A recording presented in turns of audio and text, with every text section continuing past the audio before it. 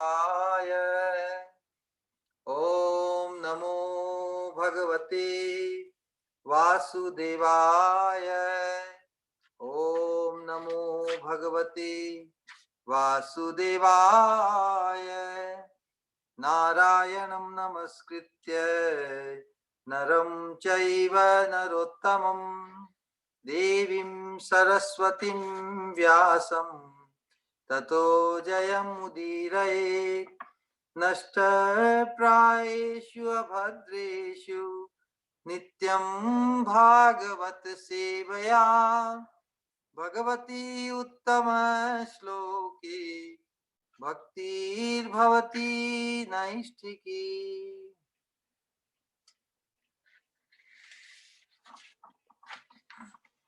परम धर्म भागवत धर्म के अंतर्गत अपरिहार्य श्रीमद् भागवतम के अनुशीलन के इस दिव्य प्रोग्राम में आप सभी का स्वागत है। आप सभी इसमें सम्मिलित होकर हमारा उत्साहवर्धन करते आ रहे हैं। हम आप सबके खूब आभारी भी हैं। और हम श्रीमद् भागवतम के प्रथम स्कंद के 14वें अध्याय, आज नया अध्याय प्रारंभ होने जा रहा है। और 14वें अध्याय में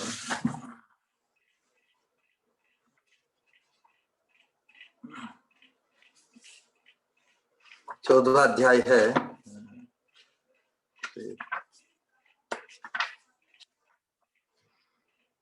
भगवान श्री कृष्ण का अंतर्धान होना। इसकी जो सूचना, ये सूचना इसमें उदित होगी, विदित होगी, प्रकाशित होगी।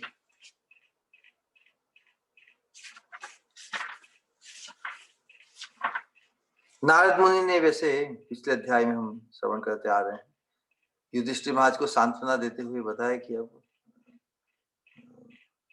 धृतराष्ट्र है उनकी चिंता मत कीजिए, वो तो सही मार्ग उन्होंने पकड़ लिया, अब तुम्हारा भी समय आ रहा, तुम ही भगवान के जो साक्षात अवतरित हुए हैं उनके चिंतन में अपने आप को मग्न कीजिए। और भगवान भी अधिकांश कार्य तो कर चुके हैं, थोड़ा कार्य जो बच गया है उसको पूरा करके वो भी अपने स्वधाम सुधारेंगे। तो अब उसी के अंतर्गत आगे जो बढ़ रही है भगवान श्री कृष्ण का अंतर्ध्यान होना। सूत गोस्वामी नैमिषारण्य के ऋषियों को बता रहे हैं कि संप्रस्थिते द्वारकायां जिष्णु बंधु दिदीक्षया ज्ञातुं च पुण्य श्लोकस्य कृष्णस्य च विचेष्टितम्। सूत गोस्वामी कहा संप्रतिष्ठे द्वारकायां जिष्णु संबोधन अर्जुन को, विष्णु भगवान श्री कृष्ण का नाम, और जो भगवान कृष्ण से जिनकी साथ उनका घनिष्ठ संबंध होता है स्थापित, आत्मीय संबंध। हम सभी आत्मा है तो हम भी आत्मीय संबंध को ही ढूंढ रहे हैं। तो जिसका भगवान के साथ आत्मीय संबंध हो जाए वो भी जिष्णु अर्जुन बंधु मित्रता संबंधियों से दिदीक्षया मिलने के लिए जो अर्जुन गए हुए थे द्वारका, तो सूत गोस्वामी कह रहे हैं कि संप्रतिष्ठित द्वारकायाम जिष्णु बंधु दिदीक्षया, अर्जुन जिस उद्देश्य से द्वारका गए थे भी वापस लौट के नहीं आए।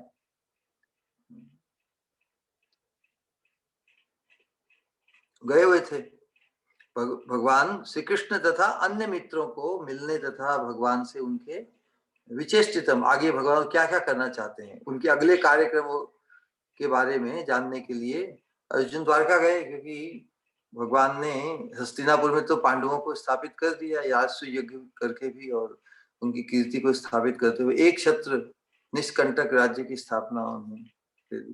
भगवान का और क्या प्रयोजन है, भगवान का और क्या उद्देश्य, उस जानकारी के लिए अर्जुन गए हुए थे।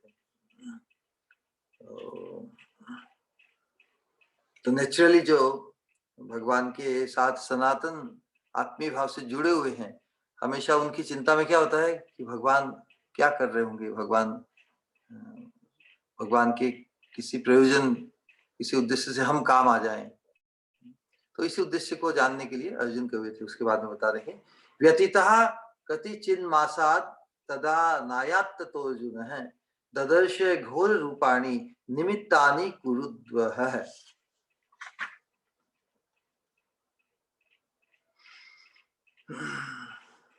तो कुछ मास भी कितने कितने मास बीत गए, 7 मास, किंतु अर्जुन वापस नहीं लौटा।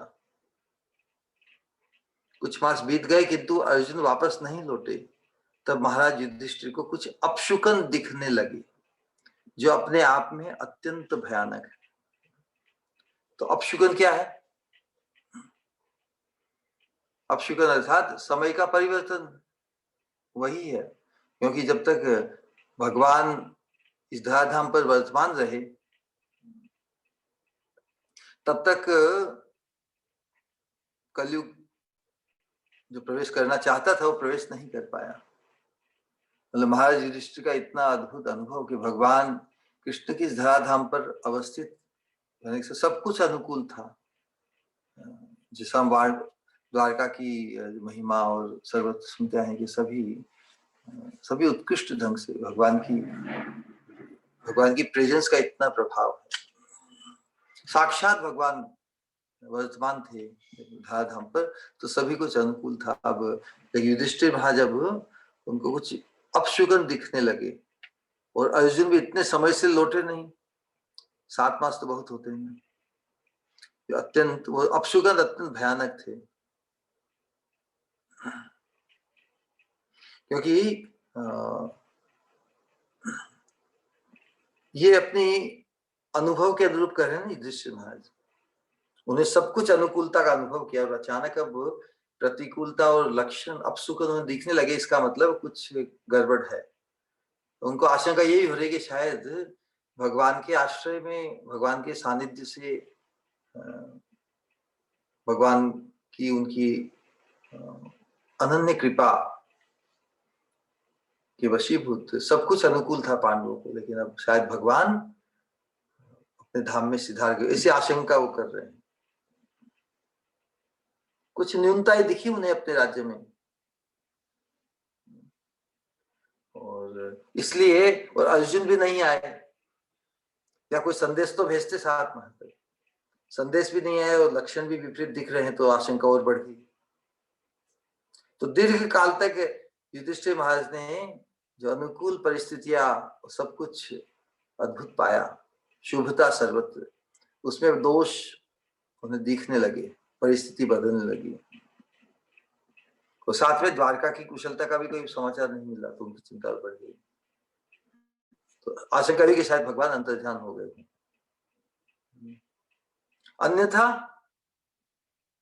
अन्यथा ऐसे अपशकुनों की कोई संभावना नहीं थी। तो भगवान के आश्रय में रहते हुए पांडवों ने तो इसी भयंकर से भयंकर दुविधाजनक स्थितियों को भी पार किया, सब कुछ उनके अनुकूल हो गया। लेकिन अब जब प्रतिकूल दिख रहा है सर्वत्र और द्वारका से भी कोई शुभ समाचार या कोई भी पॉजिटिव न्यूज नहीं आई, तो उनकी आशंका और बढ़ गई। और नारद मुनि ने तो इंगित कर ही दिया था कि भगवान भी अपनी लीला श्रवण करने की तैयारी कर रहे हैं, अधिकांश कार्य तो कर दिया, कुछ थोड़ा सा बाकी रह गया, थोड़ा सा वही अपने यदुवंशियों को अंतर्ध्यान करना भगवान को, और एक खिलवाड़ के रूप में दिखाना है कि जैसे माया रचित शरीर थे उनका ही नाश हुआ, भगवान को जो पार्षदत्व, जो उनका स्वरूप, वो तो दिव्य धाम को वापस भगवान ने वहां पे ट्रांसफर कर दिया। जो ये घटित हुई जो लीला द्वारका में, जो यदुवंशी आपस में एक जैसे आपात दृष्टि से ऐसा लगता है कि एक दूसरे में के साथ ही मर पीटे, एक दूसरे को मार दिया। ये तो एक कुतूहल है भगवान का एक दिखावा है। वास्तव में इसको ऐतिहासिक घटना के रूप में कि भाई द्वारका में इतना लोही लुहान या प्रभास में इतना जो हुआ, ऐतिहासिक दृष्टिकोण से इसको स्थापित नहीं कर सकते। हाँ, महाभारत में जो लीला हुई, महाभारत में जो संहार हुआ, वो वास्तविक था, उसके तो आज भी जो दिखते हैं उसके अवशेष, उस घटना को लेके बहुत से जो जो रिसर्च करते हैं ना, उसमें महाभारत के कुछ लक्ष्य युद्ध के और चिन्ह दिखते हैं, खोज में आते हैं। लेकिन जो यदुवंशियों के विनाश की जो लीला भगवान ने की, वो तो वास्तव में उनका एक कौशल था, जैसे जादूगरी थी भगवान की।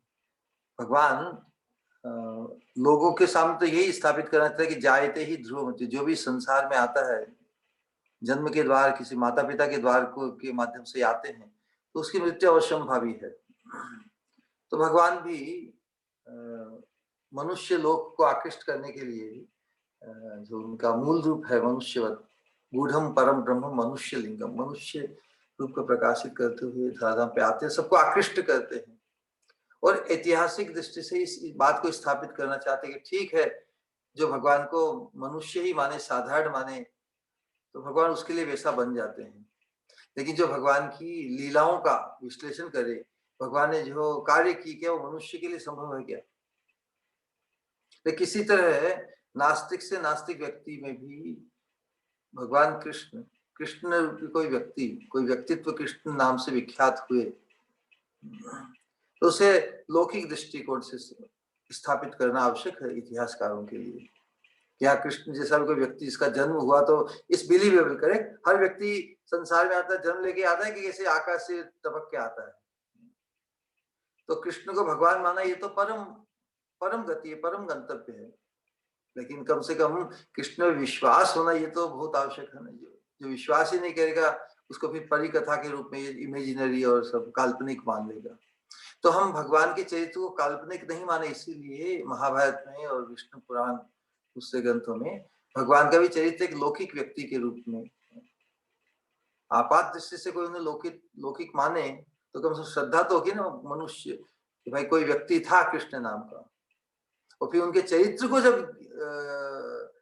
जानेंगे, तब वो समझ जाएगा कि भगवान ही हो सकता है। जो ऐसे कार्य कर सकता है, वो उसको उसका मृत्यु क्या बिगाड़ सकती, मृत्यु तो स्पर्श भी नहीं कर सकती। फिर भी भगवान ने लीला के अंतर्गत अपने यदुवंशियों का भी विनाश लीला बताई, और अपने आप को भी जैसे किसी शिकारी ने उनके पैर पर बाण मारकर उनकी मृत्यु का कारण बने। भगवान भी ये बहाना एक ढूंढते हैं, क्योंकि किसी के पैर में बाण लगने से किसी की मृत्यु होती है क्या? हमारी भी मृत्यु, देखो हमारे पैर में बाण मारे तो उससे मृत्यु थोड़ी होगी। ये तो नाटक है भगवान का। भगवान को ठीक है, लोग ऐसा ही समझे कि हाँ भाई किसी ने उन्हें बाण मार के उन्हें विनाश किया। सभी घटनाएं एक साथ घटित हो जाती है भगवान की इच्छा शक्ति से। और बाद में जब भगवान की लीला चरित्रों का जब श्रवण सही स्रोत से मिलेगा, तो फिर कृष्ण को भगवान रूप में परम नियंता, परम तत्व, सभी के स्रोत, सर्व कारण कारणम के रूप में वो समझ पाएंगे। प्रारंभ में समझना मुश्किल है। इसके लिए ये बहुत आवश्यक है कि हम भी शास्त्र में जो निरूपण किया जाता है भगवान की इन घटनाओं का, भगवान के जन्म की, भगवान के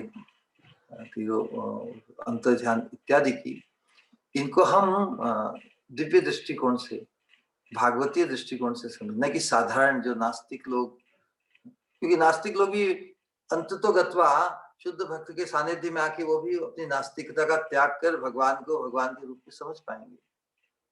लेकिन कृष्ण रूपी कोई व्यक्ति था, इस चीज की धारणा को स्थापित करने के लिए भगवान का वर्णन भी लौकिक दृष्टिकोण से शास्त्रों में किया जाता है।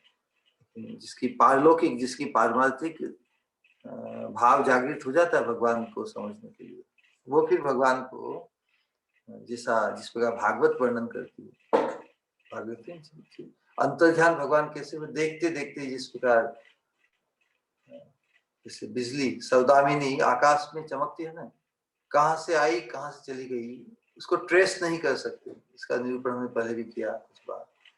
तो उसी प्रकार भगवान का आना भी उनकी स्वेच्छा से है और अंतर्ध्यान भी उनकी स्वेच्छा से है।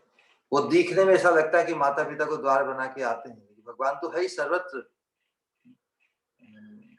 उन्हें कहीं कहीं कहीं से आना नहीं होता और कहीं पे जाना नहीं होता। वो तो सर्वत्र होते हुए भी अव्यक्त हो जाते हैं। कोई उनका अंतर्ध्यान है और जब चाहे जब किसी भी माध्यम से लीला के अंतर्गत अपने आप को प्रकट कर देते हैं, तो लोग भी उन्हें उसी भाव से स्वीकार करते हैं। अल्टीमेटली तो भगवान के परम तत्व को समझना और समझाना ही श्रीमद् भागवतम के अनुशीलन का एकमात्र उद्देश्य है। जो भगवान को परम तत्व के रूप में समझ जाता है, वही परम गति या इस भागवतम का जो उद्देश्य है, उस उद्देश्य को सफल बनाता है। भागवत तो अपने आप में सफल है ना, तो हमें भी भागवत की सफलता में शामिल होना है। किस प्रकार जब हम हमारे जीवन को सफल करेंगे, भगवान को परम तत्व के रूप में समझाकर, भगवान में अनुरक्त होकर, भगवान का संगी बनने के लिए जब लालायित होंगे, उत्कंठित होंगे, व्यग्र होंगे, तो हमारी सफलता से क्या होगा कि भागवत की जो महिमा है वो बढ़ जाएगी ना। किसी चीज से लाभान्वित जब तक हम स्वयं नहीं होते तब तक उसकी महिमा को नहीं समझते। तो हमारे जीवन की सफलता से भागवत की महिमा बढ़ जाएगी ना। भागवत की महिमा तो अनंत है, लेकिन जब तक हमारे जीवन में इसका लाभ हम अनुभव नहीं करते, तब तक हम भागवत की यथार्थ महिमा का अनुभव नहीं करते। उसी बात को समझा रहे हैं और यहाँ पर विशेष रूप से भगवान के अंतर्ध्यान के कारण जो अपशुकन दिख रहे हैं वो कलयुग के प्रभाव को प्रकाशित कर रहे हैं। जिस मोमेंट भगवान इस धराधाम से अंतर्ध्यान हुए, उसी समय से कलयुग ने अपना झंडा गाड़ दिया। उसके चिन्ह यहाँ प्रकाशित हो रहे हैं हमारे परीक्षित युधिष्ठिर महाराज को। कालस्य चे गतिम रौद्रा विपर्यस विपर्यस विपर्यस ऋतुर धर्मिणी है पापीयसी नृणाम वार्ताम क्रोध लोभा नितात्मनाम। ये लक्षण बता रहे हैं। क्या देखा उन्होंने? कालस्य च गतिम रौद्राम, भयानक काल का भयानक प्रभाव वो देख रहे हैं। गतिशील है ना काल, सब कुछ परिवर्तित हो जाता है, सब कुछ चौपट हो जाता है ना काल के प्रभाव से। राजा रंग बन जाता है, रंग राजा बन जाता है, सब कुछ बदल जाता है। तो ऋतुओं के भी बारे में बता रहे कि ऋतु भी ऐसी ऋतु संबंधी जो नियमित होती है ना, वर्षा काल में वर्षा और शरद काल में शरद का जो वातावरण, शरद काल में वर्षा होने लगे और वर्षा काल में और कुछ होने लगे, विपरीत ये लक्षण अच्छे नहीं माने जाते। और फिर बताया कि पापीयसीम नृणाम वार्ताम, वार्ता मतलब जो जीविका का साधन है, जो व्यवहार करते हैं लोग, उसमें भी लालची, क्रोधी और धोखेबाज हो गए। और युधिष्ठिर देख रहे थे कि सभी लोग जीविका के अनुचित साधन अपना रहे हैं, मतलब जो नीति है, नीति का पतन, अपने धर्म के पालन में पतन, ये सब लक्षण देख रहे हैं। तो जीविका के अनुचित साधनों का अर्थ यही प्रभुपाद जी तात्पर्य में बताते हैं कि जो अपने जो गुण कर्म के अनुरूप जो उसकी स्थिति है, उसको छोड़कर अन्यों के कार्य को अपनाएं, है ना। श्रेयान स्वधर्मो विगुणात् पर धर्मो भयावह है। अपने स्वधर्म, अपने गुण कर्म के अनुरूप जो अवस्था मिली है, उसके अंतर्गत रहते हुए व्यक्ति को जीविका के जो उपयुक्त साधन उसको अपनाना चाहिए। लेकिन यहाँ बताया कि जीविका के अनुचित साधनों को लोग देख रहे हैं आचरण में। तो जो वृत्ति परक कर्म से हटना, अपने वृत्ति परक कर्म से हटना, इस प्रकार जो ब्राह्मण है, ब्राह्मण कुल संस्कार में पैदा हुआ है, तो नेचुरली ब्राह्मणों की बहुत आवश्यकता है संसार में। जो ब्राह्मण अपने गुण कर्म के अनुरूप श्रेष्ठ कार्य, पठन पाठन यजन याजन दान प्रतिग्रह, इस कर्म को छोड़कर यदि वो वैश्य या बनिया या शुद्ध जैसा कार्य करे, तो ये उसके कर्तव्य की ये धर्म की ग्लानि, ब्राह्मण धर्म की ग्लानि है। सभी के नियत कर्म होते हैं ना, बोले चाहे ब्राह्मण हो, क्षत्रिय, शूद्र, वैश्य, कुछ कर्म अपने अपने नियत होते हैं। तो अपने अपने नियत कर्मों को नहीं करके मन घड़ंत क्यों करेगा कोई मन घड़ंत कार्य? लोभ ना, लोभ के कारण व्यक्ति जहां पर उसे देखिए यहाँ पर ज्यादा तो अपनी जो सहज वृत्ति है ब्राह्मण की या वैश्य क्षत्रिय की, उस वृत्ति को छोड़कर दूसरा धर्म अपनाएगा, अन्यों के कर्म को अपनाकर अपना कर्म उसे घोषित करता है कि मैं तो वही हूं, तो वह अनुचित कर्तव्य का पालन करता है। ऐसा क्यों होता है? क्योंकि कलयुग के प्रभाव से जब लोगों को मनुष्य योनि का जो परम कर्तव्य है, उच्च विचार कहिए, जीवन का उच्च उद्देश्य, और देखता है कि संसार में जो संसार की वस्तु है, भोग, विषयों को, इंद्रियों को विषय भोग में ही पुष्ट करना, ये जीवन का लक्ष्य है। तो भी जो भौतिकवाद है, जो भौतिकता, भौतिक उपलब्धि है, वही लक्ष्य हो जाता है। तो फिर और संपत्ति, और वैभव, और भोग को प्राप्त करने के लिए, और शासन, शक्ति, ऐश्वर्य सबको पाने के लिए वो अत्यधिक लोभी हो जाता है। ब्राह्मण का धन तो संतोष से है ना, क्योंकि जिसने संतोष रूपी धन को त्याग दिया वो फिर ब्राह्मण नहीं रहा। कलयुग के प्रभाव से जो ब्राह्मण कुल में उत्पन्न हुए हैं, उन लोगों में भी आचरण में देखते हैं कि वो एनीथिंग बट ब्राह्मण। उन्हें ब्रह्म बंधु कहते हैं, कहलाने के लिए ब्राह्मण होते, लेकिन उनका कार्य तो ब्राह्मणों का जो आदर्श है, पठन पाठन यजन याजन दान प्रति है। तो फिर क्या होता है कि जब दूसरा धर्म अपनाकर उसे ही अपना मानते हैं, तो किसी तरह हम खूब परिश्रम करके, खूब मेहनत करके उसमें ही सफल होना चाहते हैं। भौतिक उपलब्धि हम भी, क्योंकि धन प्रधान है ना, वैभव, उसी में सबकी नजर दृष्टि रहती है, लोभ के कारण। तो लोभ, देखा कि लोग अत्यंत लालची, क्रोधी और धोखेबाज हो गए हैं। तो लोभ बढ़ेगा तो धोखा देगा ही व्यक्ति। लोभ, जिस चीज को प्राप्त करना चाहते हैं उसमें अपने सफल नहीं होते तो फिर क्रोध भी आता है। तो ये लोभ, लालच, क्रोध, धोखेबाजी, किसी को वंचित करना, ये सब इस अधोगति के युग में, ये अधोगति का युग है ना कलयुग, उसके ये लक्षण सहज परीक्षित महाराज देख रहे हैं। और श्रीमद् भागवत बताती है कि इस अंधकारमय युग में जो श्रीमद् भागवतम है, वही हमें दिव्यता की तरफ दृष्टि प्रदान करेगी।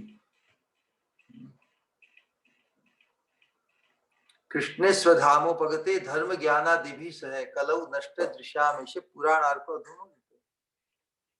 कृष्णे स्वधामो उपगते, धर्म ज्ञान सभी नीति और सभी सद्गुणों के साथ भगवान, सद्गुण सभी भगवान के साथ चले गए, अंतर्ध्यान हो गए। कलौ नष्ट दृश्यामेश, तो कलयुग में लोगों की जो धर्म दृष्टि है, कलौ नष्ट दृश्यामेश, दृश्या, दृष्टि से क्या ढूंढना है? अपने कर्तव्य को, अपने गंतव्य को, हम जिस प्रयोजन के लिए इस मनुष्य योनि को पाए हैं, उस लक्ष्य को ढूंढना है ना। लेकिन जहाँ अंधकार हो तो लक्ष्य को कैसे ढूंढे? तो उस लक्ष्य को लक्षित करने के लिए श्रीमद् भागवत रूपी पुराणार्क अधुनोदित, वर्तमान में ये सूर्य बनकर, जब अंधकार छा गया भगवान के अंतर्ध्यान होने से, तो सूर्य बनकर ये श्रीमद् भागवतम ही हमें मार्गदर्शित करेगा, उस लक्ष्य की तरफ हमें प्रेरित करेगा।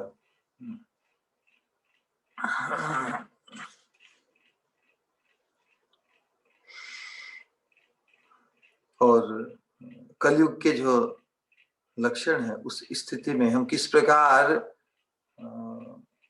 श्रीमद् भागवतम के अनुशीलन से, श्रीमद् भागवतम के मार्गदर्शन से कलयुग के दुष्प्रभाव से अपने आप को दूर रखें, ये संभव है, साधन है।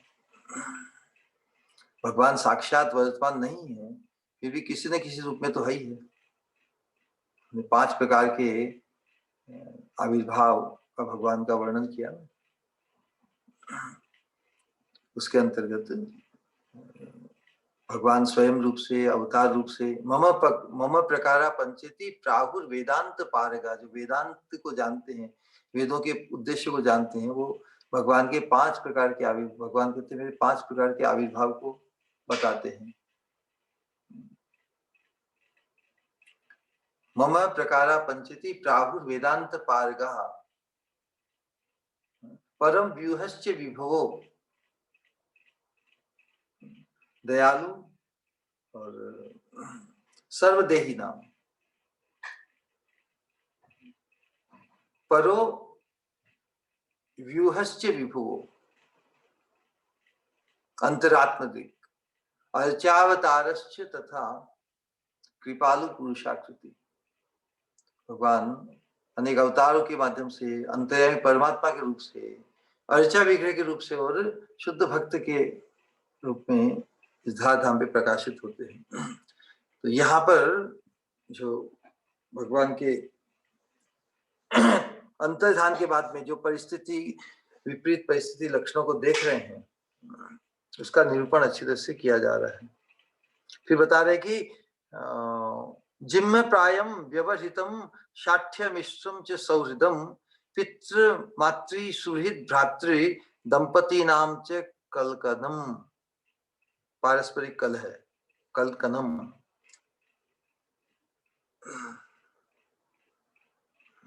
सारे सामान्य जो लेन देन है, यहाँ तक कि मित्रों के बीच के व्यवहार, शाठ्यम, कपट के कारण दूषित हो गए।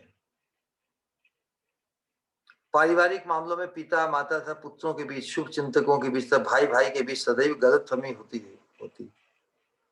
यहाँ तक कि पति तथा पत्नी के बीच भी सदैव तनाव या झगड़ा।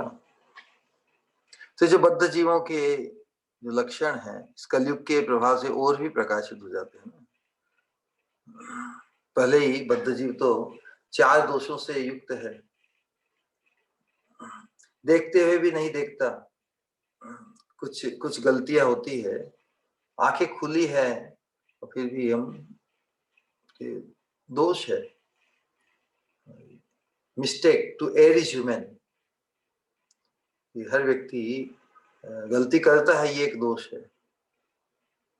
और फिर मोहित भी होता है, तो गलती करना, विमोहित होना, विमोहित होना अर्थात तो मन की अस्थिरता के कारण जो भूल होती है ना, अनडेलिबरेट भूल होते है, उसे मोह कहते हैं, या डिल्यूजन क्या होते हैं, गलती, प्रमाद अर्थात किसी के इन्फ्लुएंस पे हो। जैसे हम किसी के चिंतन में खोए हुए हो और हम रसोई में बना रहे हैं, और रसोई में हलवा बना रहे हैं, हलवा में शक्कर के बदले नमक डाल रहे हैं या नमक के बदले शक्कर, वो तो ठीक है। लेकिन यहाँ पे चीनी डालनी हो, वहां पे नमक डाल रहे हैं, नमक डालने के बाद चीनी डाल रहे हैं, तो इसको कहते हैं प्रमाद। प्रमाद चित्त की अस्थिरता, जिस कार्य को हम कर रहे हैं वहां पे स्थिर नहीं। और कुछ गलतियां हम भले आंख खुली है सोचते हुए भी जजमेंटल, कुछ मिस्टेक्स होती है due to improper judgement. Consciously हम देखते हुए भी मिस्टेक करते हैं ना, और judgemental, our knowledge information about this world is limited, हमारा ज्ञान सीमित है। सीमित होने के कारण जो चीज हम देखकर भी सही नहीं देख पाते, जजमेंटल मिस्टेक, उसे कहते हैं कि भ्रम, उसे कहते हैं भ्रम। जैसे मृग मरीचिका होती है ना, उसको हम कॉन्शियसली आंख फाड़ कर भी देख रहे हैं, हमें भी वो जल प्रतीत होता है, जल नहीं होता, उसे कहते हैं भ्रम। वो भी मिस्टेक हुई, वो डेलिबरेट मिस्टेक। अनडेलिबरेट मिस्टेक कहते हैं प्रमाद। प्रमाद अर्थात वही जो हमने उदाहरण दिया, हलवा बना रहे हैं और चीनी के बदले नमक डाल रहे हैं, क्योंकि दोनों सत्य थे। या हमारे सामने से कोई दृष्टि, हम किसी का सोच रहे हैं और आंखें खुली है, कोई हमारे सामने से गुजर जाता है, हमें पता ही नहीं पड़ता, उसे प्रमाद करते हैं। चित्त की अस्थिरता, उसके कारण जो मिस्टेक होती है वो अनडेलिबरेट मिस्टेक्स। फिर करना पाठव, इंद्रियों की अपूर्णता, हम सर्टेन फ्रीक्वेंस में ही सुन सकते हैं, कितनी दूरी तक ही देख सकते हैं इत्यादि। लेकिन जो मोस्ट प्रोमिनेंट चीज है वो है इस संसार में धोखा देना, एक दूसरे को वंचित करना। 4 प्रकार के जो दुर्गुण हैं, जो दोष हैं बद्ध जीव में, उसमें मोस्ट प्रोमिनेंट क्या है? वंचित करना। The cheating propensity is the most prominent. क्योंकि हम शासन करना चाहते हैं ना, हम संसार में ही अपने आप को सफल स्थापित या इम्पोर्टेंट स्थापित करना चाहते हैं। प्रकृति पर प्रभुता स्थापित करने के कारण हमारी जो अनेक प्रकार अननेचुरल डिजायर्स, अननेचुरल एस्पिरेशंस, अवांछित इच्छाएं, संकल्प हमारे चित्त में फितूर के रूप में घूमते हैं। So we end up thinking wrong, we end up speaking wrong, we end up doing wrong. तो ये कैसे? दूसरे को वंचित करके, क्योंकि संसार मतलब सीमित। यहाँ पर हर चीज सीमित ही दिखती है। यहाँ अनंत दिखते तो फिर किसी को धोखा देने की जरूरत नहीं है, सबको ही अनंत तो कितना ही विभाजित कर दो अनंत ही रहता है। लेकिन संसार का ये स्वरूप है। तो जो शुद्ध अवस्था अर्थात जो भगवान के आश्रित, जो अनंत के आश्रित हो जाता है, तो वही इस प्रकार की धोखा देने की बुद्धि से बच जाता है। क्योंकि वो किसको धोखा देगा? अनंत से जुड़ गया, जिसे अनंत का अनुभव हो गया, वो किसे वंचित करेगा? खुद ही जब अनंत को पा गया तो फिर किसी को तो अब तो बांटना ही है ना। जिसको अथाह धन मिल गया वो क्या किसी को वंचित करेगा या डिस्ट्रीब्यूट करेगा? तो जब तक हम अनंत के कनेक्शन में नहीं आते तब तक ये चीटिंग प्रोपेंसिटी, वंचित करना, दूसरे पर शासन करना, दूसरे से अपने आप को श्रेष्ठ स्थापित करना, दूसरे को नीचा दिखाना, ये जो अनर्थ है तो कलयुग में ये प्राबल्य को प्राप्त है। घर परिवार सब जगह वो आती थी ना स्टोरी, कहानी घर घर की, सर्वत्र यही प्रपंच का माहौल बोलबाला है। किसी को नहीं छोड़ता व्यक्ति ठगने के लिए। बद्ध अवस्था में किसी को सब कुछ मिल जाए, जो तो कभी मिलने वाला है नहीं। हमारा संकल्प तो हम सबको हड़पना चाहते हैं, सब पे शासन करना चाहते हैं। सब कुछ मिल जाए क्या फिर भी वो संतुष्ट हो जाएगा क्या? तो भी वो संतुष्ट नहीं होगा। सभी प्रकार की ठगी में ही रहता है। अपने निकटतम लोगों को भी नहीं छोड़ता। जब अपना स्वार्थ ने आपको, स्वार्थ की सिद्धि के लिए कोई निकट का नहीं, कोई भाई का नहीं, कोई मित्र का नहीं, ये लोभ की वृत्ति के कारण जो ठगी है, एक दूसरे को वंचित करना, धोखा देना, ये इतनी प्रोमिनेंट है कलयुग में। कोई जो आदर्श स्थिति तो सब समाप्त हो गए। भाई का, पिता पुत्र का, पति पत्नी, रूपा जी बता रहे हैं। एक साधन है, जो भगवान की भक्ति में संलग्न होगा तो अनंत का अनुभव करेगा। सोचेगा नहीं, जिस चीज को पाने के लिए हमें मनुष्य योनि मिली है, उस चीज को पाके ही हम इन अनर्थों से मुक्त हो सकते हैं। लोग प्राप्त कैसे हो, बात तो वही है ना। तो लोग इस कलयुग के प्रभाव से लोभ, क्रोध, गर्व, इन चीजों के अभ्यस्त हो गए। वो समझते कि यार यही तो जीवन है, सब करते हैं, हम भी करते हैं।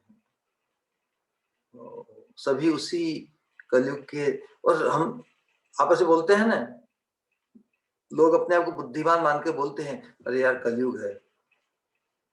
कलयुग में दूसरों में ही दोष देखने हैं, मैं तो सुधरा हुआ हूँ।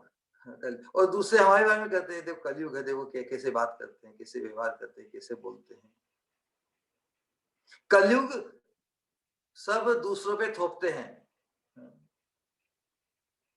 और अपने आप को मुक्त मानते हैं। जब परस्पर एक दूसरे को थोपेगी तो कौन वंचित रहेगा। तो इसी विडंबना की स्थिति है यहाँ पर। तो श्रीमद् भागवतम तो बोलते हैं कि कलयुग के इस प्रकोप से बचने के लिए श्रीमद् भागवतम का जो अनुशीलन करेगा, और भागवतम का मैसेज क्या है, जो भगवान में अनुरक्त व्यक्ति को ढूंढ लेगा, फिर वो कलयुग के दुर्गुणों में अनुरक्त होगा क्या। ये दुर्गुण हम क्यों अपनाएं, क्योंकि उनमें हमारी आसक्ति हो गई।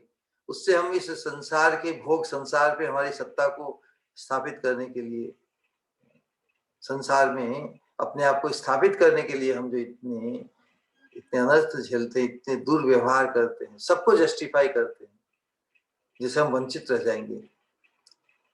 लोग ऐसा ही सोचते हैं कि यदि हम दूसरों को वंचित नहीं करेंगे, दूसरे हमें वंचित कर देंगे। सभी उस रेस में, रेट रेस में फंसे हुए हैं, सभी पहले पहुंचना चाहते हैं, जिसे पीछे नहीं ले जाए। लेकिन मनुष्य योनि हमें मिली है उस रेस, उस ट्रैक पे आने के लिए, यहाँ पे सबकी विजय है। परम विजय थे श्री कृष्ण संकीर्तन, है ना। परम विजय थे हम, जिस अभियान पर हमें आगे बढ़ना है। संसार भी एक अपने दृष्टिकोण से बद्ध अवस्था में, हर व्यक्ति अपने अभियान पे आगे बढ़ा है। इस अभियान पर तो इस अभियान का जो अंतिम फल क्या है, मृत्यु, भयंकर मृत्यु। क्योंकि इस अभियान में कोई अपने आप को संतुष्ट कर ही नहीं पाया, लोभ के कारण हर अवस्था में असंतुष्टि रहा। कोई व्यक्ति ने आज तक ऐसा कि मुझे इतना धन मिल जाए, इतना ये पद मिल जाए तो मैं संतुष्ट हो जाऊंगा, नहीं। वो रिटायर कहाँ होता है, वो सोचता जो भी उसको मिलता है कि मेरी योग्यता है, और उसी आवेश में वो अतृप्त अवस्था में ही, इस संसार के असत माहौल में ही आसक्त होकर जब मृत्यु को पाता है तो वापस उस असत माहौल में ही आता है। तो असत में आवेश यही कर्म बंधन है। सिंपल, यदि कर्म क्या है, कर्म बंधन क्या है, असत में हमारा जो आवेश है वही कर्म बंधन है। हम तो, लेकिन यहाँ पर हम जिस चीज को ढूंढ रहे हैं हमारे श्रीमद् भागवतम के अनुच्छेद में, कि हमारी परिस्थिति में हम किस प्रकार इससे मुक्त हों। श्रीमद् भागवत में जो साधन बताया है उसको हमें लक्ष्य करना पड़ेगा। तो भागवत कहते कि कलौ नष्ट दृश्यामि से पुराणार्को अधुनोदित। ये पुराण जो भागवत पुराण है, इसके मार्गदर्शन में, इसके प्रकाश में जो अपने आप को, इसके प्रकाश में अपने जीवन को ढालेगा, इसकी मार्गदर्शन, इसके दिव्य उपदेश रूपी प्रकाश में अपने आप को जो नियुक्त करेगा, उपयुक्त करेगा, एंगेज करेगा, वो इससे मुक्त हो जाएगा, वो भगवान को पा जाएगा। भले ही भगवान अंतर्ध्यान हो गए, लेकिन भगवान श्रीमद् भागवतम के माध्यम से जिसके जीवन में प्रकाशित होंगे, वो भगवान का लोलुप, भगवान में अनुरक्त हो जाएगा। भगवान को पाना अर्थात भगवान में अनुरक्त होना। तो ये नहीं कि भगवान साक्षात जिस प्रकार लीला के समय वर्तमान थे, वैसे ही जरूरी नहीं है। भगवान ने अपने प्रतीक रूप में श्रीमद् भागवतम को स्थापित कर दिया, और जो भागवतम के अनुशीलन, भागवत पुरुष के माध्यम से जो इसका अनुशीलन करेगा, वो भी भगवान में अनुरक्ति पा जाएगा। भगवती अचलो भाव यद भागवत संगत है। भागवत पुरुष के संग में, सानिध्य में, उसमें अटैच होने से वो भी भगवान में अनुरक्त हो जाएगा। अचल अचल भगवान के प्रति अचल भाव उसका स्थापित हो जाएगा। तो कलयुग को हम कितना ही कोसें, लेकिन कलयुग तो वास्तव में भगवान का इंस्ट्रूमेंट है ना, हर व्यक्ति। उस दृष्टिकोण से आज हम कुछ समझने का और प्रयत्न करेंगे कि किस प्रकार कलयुग ये अभिशाप नहीं हमारे लिए, कलयुग परम वरदान है। हर चीज को देखने, समझने और रिएक्ट करने के एंगल्स है ना। आज हम इस कलयुग, जिस युग में हम जी रहे हैं, ये कितना धन्य कलयुग चैतन्य अवतार है। चैतन्य महाप्रभु का जिस कलयुग में आविर्भाव हुआ है, परम वरदान को देने के लिए, जो वरदान पूर्व युगों में भी उपलब्ध नहीं था। हमारी जो भी स्थिति, परिस्थिति, मनस्थिति जो भी हो, लेकिन श्रीमद् भागवतम के माध्यम से जब परम वरदान, परम आश्रय, संकीर्तन यज्ञ जिसकी स्थापना, जिसका प्रवर्तन चैतन्य महाप्रभु ने किया, नाम संकीर्तनम यस्य सर्व पाप प्रणाशनम प्रणामो दुख शमनस्तम नमामि हरि परम। श्रीमद् भागवत में प्रारंभ कहाँ से होता है? जन्म से ना। जन्मादश्य यतः यतोन वयादित जन्म से, जन्म मतलब प्रारंभ, जन्म कहने से कॉनोटेशन क्या है? प्रारंभ, जीवन का प्रारंभ। श्रीमद् भागवतम का जो संदेश है कि अब तुम्हें ये नया जीवन मिला ना, जन्म हुआ मतलब इट्स अ न्यू बिगिनिंग। पिछले जो हुआ, पीछे जो भी थे, focus now on this life, this new beginning. जन्म, तो जन्म को कहां तक ले जाना है इस मनुष्य में? तो श्रीमद् भागवतम का प्रारंभ होता है इस जन्म से। और श्रीमद् भागवत अंतिम शब्द क्या है जानते हैं ना?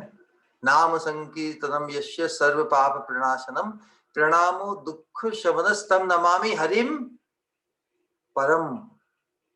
तो जन्म मतलब जो नई शुरुआत, हमें फ्रेश स्टार्ट मिली है, उसे परम पूर्णता की तरफ ले जाना है। यही भागवत का संदेश है। कह रहे मनुष्य, तुझे नई बिगिनिंग, नया अवसर, श्रेष्ठ अवसर मनुष्य रूप में क्या जन्म हुआ है, वो तो परम की तरफ बढ़। तो और विशेष रूप से कलयुग में इस परम पद को पाने का जो साधन और जो अवसर है, वो सरलतम है, श्रेष्ठ श्रेष्ठ है। उस चीज को, उस दृष्टिकोण से आज हम इस सत्संग को समझने का प्रयास करेंगे। कलयुग भी उनकी प्रशंसा करते हैं। किनकी? चैतन्य महाप्रभु की। जिस कलयुग के प्रकोप से हम बचना चाहते हैं, वो कलयुग ही बोल रहा है कि यस, जो चैतन्य महाप्रभु के आश्रित होंगे। चैतन्य महाप्रभु स्वयं कौन है? स्वयं कृष्ण भगवान है। जिस प्रकार कृष्ण भगवान के वर्तमान रहते हुए कलयुग का प्रकोप नहीवत था, उसी प्रकार चैतन्य महाप्रभु को जो कृष्ण के रूप में पहचान जाएंगे, वो भी कलयुग के प्रकोप से मुक्त हो जाएंगे।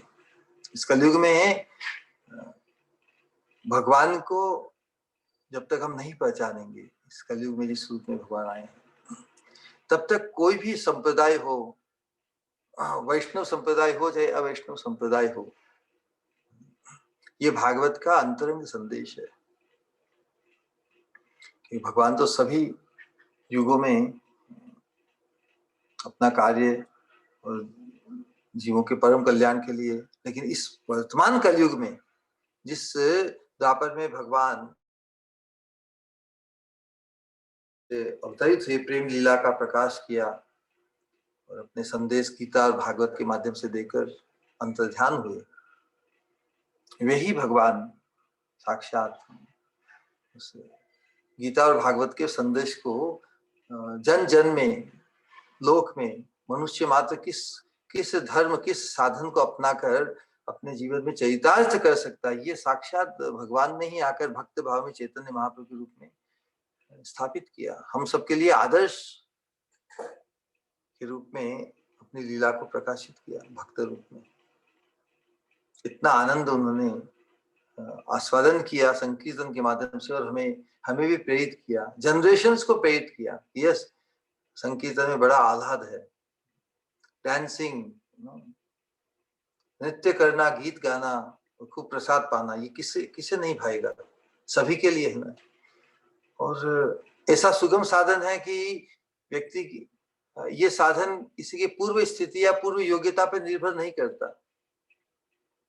ये साधन सहज सबके लिए उपलब्ध हो सकता है। तो किस प्रकार हम कलयुग को कोसने के बदले कलयुग की प्रशंसा करें। हमें भी हम कलयुग को कोसते हैं ना, वो कलयुग को ही एक दूसरे पर थोपते हैं, उसके बदले कलयुग के हम प्रशंसक बने। क्यों? कि जो भगवान की प्रशंसा करता है, जो भगवान के उद्देश्य को सिद्ध करता है, वो तो प्रशंसनीय है ना। तो ऐसा आपात दृष्टि से लगता है कि कलयुग ये भगवान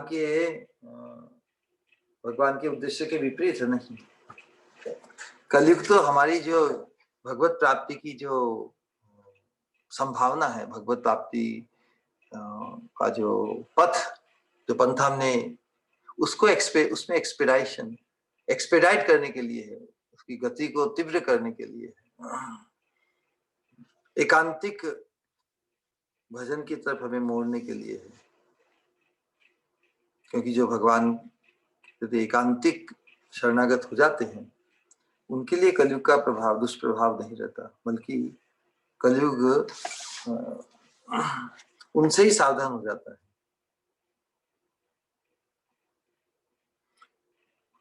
तो एक श्रील प्रभुपाद जी ने एक पुस्तक है जो लिखी है आध्यात्म 21वीं सदी, आप सबने पढ़ी होगी। उसके अंतर्गत जो कलयुग के जो लक्षणों का भी निरूपण प्रभुपाद जी ने प्रस्तुति के माध्यम से किया है कि हाँ, इस कलयुग के प्रभाव से जो सद्गुणों का ह्रास होगा, ततश्चानुदिनम धर्म है सत्यम शौचम क्षमा दया कालेन बलिना राजन नक्षति आयुर्बलम स्मृति। ये चीजों का ह्रास होगा कलयुग के प्रभाव से। सभी धर्म सत्य शौच क्षमा दया आयु बल स्मृति अच्छे गुण हैं, इनका ह्रास होगा। तो कहने का तात्पर्य है कि जब इनका ह्रास होगा तो फिर हमारी रक्षा कैसे होगी, किस प्रकार जब व्यक्ति को ये समस्या का बोध हो जाए कि समय ऐसा विपरीत आ रहा है तो व्यक्ति और अधिक अलर्ट हो जाता है ना। जब नोटिस मिल जाती कि ये चीजों के भाव बढ़ने वाले या एक भाव घटने वाले हैं या जो भी चीज विपरीत होने वाली है, तो जो इन चीजों को समझता है, जो इन चीजों को अपशुकन के रूप में देखता है, जिसका युधिष्ठिर महाराज देख रहे हैं, तो वो तो फिर अपना कुछ रिजर्व, उसका कुछ उस स्थिति को हैंडल करने के लिए कुछ व्यवस्था करेगा ना। तो वो व्यवस्था क्या है? हमें संकीर्तन को अपनाना, जो संकीर्तन के आश्रित हो जाएगा, जो चैतन्य महाप्रभु के आश्रित हो जाएगा, वो इन दुष्प्रभावों से मुक्त रहेगा, अन्यथा सभी उसकी चपेट में आ जाएंगे। और कवि कर्णपुर ने एक अद्भुत नाटक लिखा।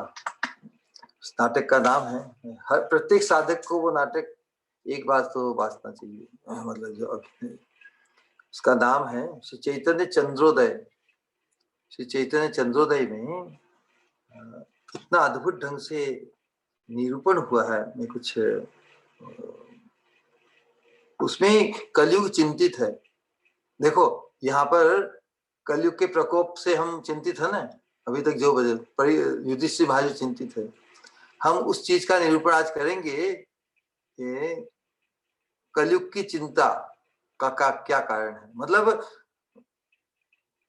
जो कलयुग सब पे आतंक करता है, हम यदि ऐसा आचरण अपनाए जिससे कलयुग आक्रांत हो जाता है, कलयुग चिंतित हो जाता है, कलयुग को चारा नहीं मिलता। कलयुग के दुष्प्रभाव को हमने अभी वर्णन श्रवण किया, तो इससे बचना है ना, कलयुग को हावी नहीं होने देना है।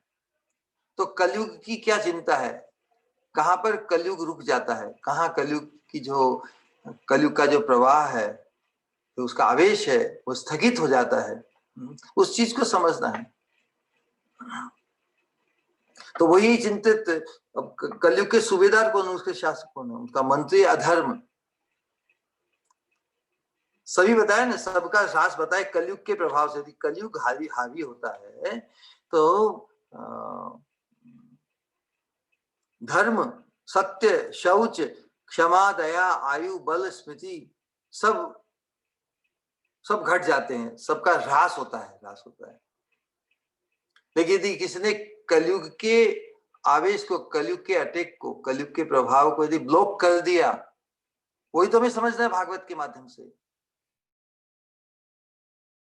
किसी चीज का ह्रास हम अनुभव नहीं करेंगे। धर्म भी परम धर्म बन जाएगा, सत्य भी परम सत्य को कनेक्ट कर जाएगा। जो शौच है पवित्र सत्व गुण है, वो भी दिव्य गुण में बदल जाएगा। दया है वो साधारण स्तर की नहीं होगी, वो परम दया, दिव्य दया। आयु भी हमें तो जीते जी ही परम आयु, शाश्वत जीवन का बोध हो जाएगा। हमारी स्मृति भी जब श्रेष्ठ स्मृति क्या है? श्रेष्ठ स्मृति है अनुरक्ति। जिस चीज में, जिस वस्तु में हम अनुरक्त हो जाते हैं उसकी विस्मृति ही नहीं होती। तो श्रेष्ठ स्मृति क्या है? अनुरक्ति। तो जब हम संकीर्तन के माध्यम से जब भगवान में अनुरक्त, भगवान की भक्ति में अनुरक्त हो जाते हैं, तो फिर हमें फिर स्मृति दोष नहीं रहता, क्योंकि स्मर्तव्य सततम विष्णु विस्मर्तव्यो न जातुचित सर्वे विधि निषेधाशुर एतयोर एव किंकरहा। अल्टीमेटली तो हमें सतत स्मृति भगवान की ही पानी है, यही वेद शास्त्र कहते हैं। स्मर्तव्य सततम विष्णु, सतत इनसेसेंट हमारी भगवान की स्मृति रहे। एक पल भी हम भगवान को, कृष्ण को नहीं भूलें, उनका नाम लेते रहें। हरे कृष्ण कृष्ण कृष्ण हरे हरे, हरे राम राम राम हरे हरे।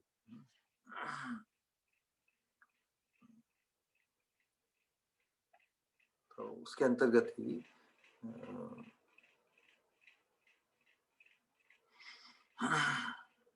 तो भगवान जो अवतरित होते हैं जिस हर युग में, तो उस युग के जो दोष को से मुक्त कराने के लिए, भगवान अनुग्रह करने के लिए ही भागवत में आता है, कलौ जनिष्य माणानाम दुख शोक तमोनुदम अनुग्रहाय भक्तानाम सुपुण्य वेदनोत यशः। कलयुग में पहला आने वाले भक्तों पर अनुग्रह करने के लिए भगवान विशेष रूप से अवतरित होते हैं। भगवान को विदित नहीं है क्या? ये भगवान कलयुग के जो दुर्गुण या जो दोष है, उसके प्रभाव को हम सभी सहज समझ सकते हैं। तो हमें तो जब मालूम पड़ जाता है तो फिर उससे बचने का जो एकांतिक एकमात्र साधन उसको ढूंढना चाहेंगे ना। इसलिए कलयुग तो हमारी परमार्थ सिद्धि को एक्सपेडाइट करता है। उस दृष्टिकोण से हम कलयुग को देखें, इसका पॉजिटिव साइड देखिए।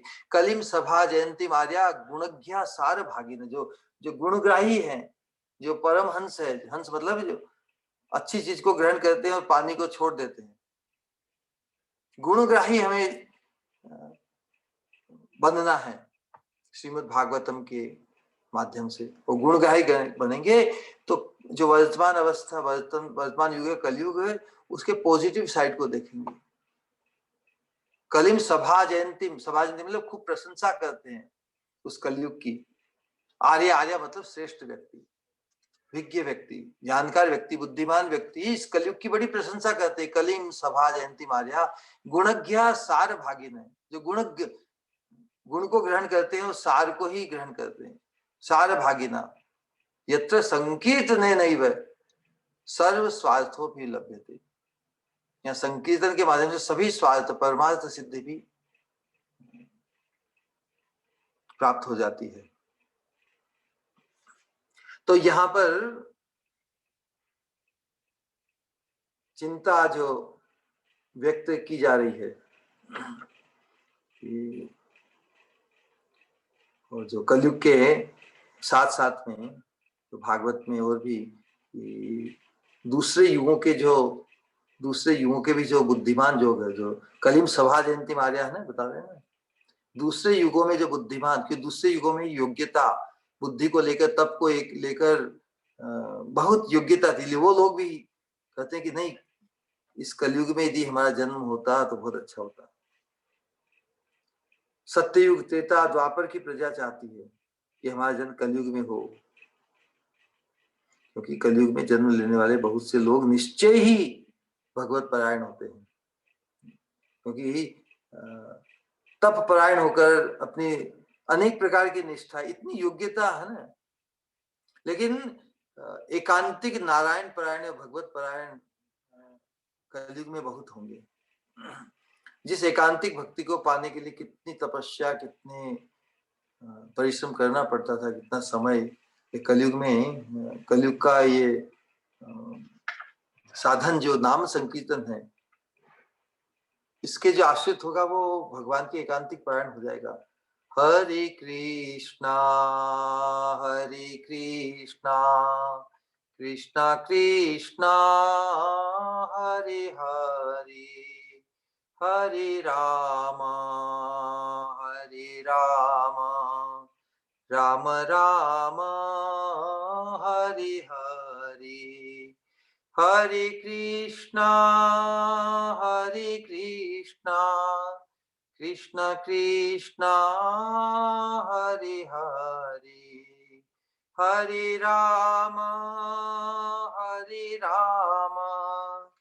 राम राम हरे हरे। तो ये संकीर्तन जो युग धर्म है कलयुग का, इसका जो इसे जो अपनाएगा, क्या उसके जीवन में फिर जो एकांतिक आश्रय प्राप्त नहीं होगा? भगवान का हो जाएगा। तो जिसे भगवान का एकांतिक आश्रय जो दूसरे युगों में भी बड़ा मुश्किल था, यहाँ पर तो साक्षात भगवान का एकांतिक आश्रय लेने वाले बहुत से लोग होंगे। क्योंकि किस कारण? क्योंकि इस कलयुग में श्री कृष्ण चैतन्य अवतार, चैतन्य महाप्रभु का अवतार होगा। चैतन्य महाप्रभु के अवतार के कारण ही ये संभव होगा। क्योंकि चैतन्य महाप्रभु के प्रिय पार्षदों पर कलयुग का दुष्प्रभाव नहीं होगा। क्यों नहीं होगा? क्योंकि जिस प्रकार कृष्ण पक्षीय चंद्रमा होता है, उसकी गति कैसी होती है? कृष्ण पक्षीय चंद्रमा के समय जो दूसरे ग्रह हैं आकाश में, जो आकाश के आश्रित हैं,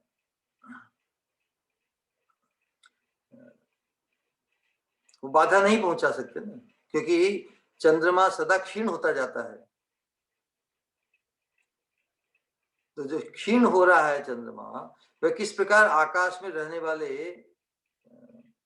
ग्रह मंडली को बाधा पहुंचा सकता है? यहाँ पे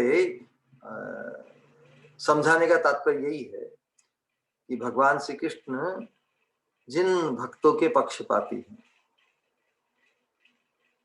उनके लिए कलयुग दिन दिन में सदा क्षय को प्राप्त होता जाता है। कलयुग की तुलना कृष्ण पक्षीय चंद्रमा से की गई है। तो कृष्ण पक्षीय चंद्रमा जैसे आगे बढ़ता है, उसका प्रभाव कमी होता है, रोशनी पूर्णी अमावस्या की तरफ बढ़ते। उसी प्रकार जो संकीर्तन के माध्यम से जो भगवान के आश्रित हो जाते हैं, तो भगवान उनके पक्षपाती हो जाते हैं। अतः वह कलयुग भगवान के चरणाश्रित को कैसे बाधित कर सकता? नहीं कर सकता बाधित। और ये बात कलयुग समझ रहा है, इसलिए बड़ा ही चिंताग्रस्त है। कलयुग की यही चिंता हो गई है। तो अपनी इस बात को देखकर, जब चैतन्य महाप्रभु के आविर्भाव को देखकर कलयुग अपने सभी सूबेदारों और अपनी कैबिनेट मिनिस्ट्री को संबोधित करके वो बोल रहा है कि भाई बहुत, ये तो संकट की स्थिति आ गई। जो कलयुग सबके लिए संकट उपस्थित करता है और अपने शासन को स्थापित करता है, उस कलयुग के लिए संकट की स्थिति आ गई चैतन्य महाप्रभु और जो उनके आश्रित हो गए उनके ऊपर मैं कैसे शासन करूंगा? तो हमारे पूरे राजपाट को चौपट कर देगा। कलयुग बड़ा ही बुद्धिशाली है। तो कलयुग ने अल्टीमेटली अपने सभी सूबेदारों को, कौन उनके मिनिस्टर? अधर्म उनका मिनिस्टर है कलयुग का। चीफ मिनिस्टर कौन है उनका? प्राइम। कलयुग राजा है।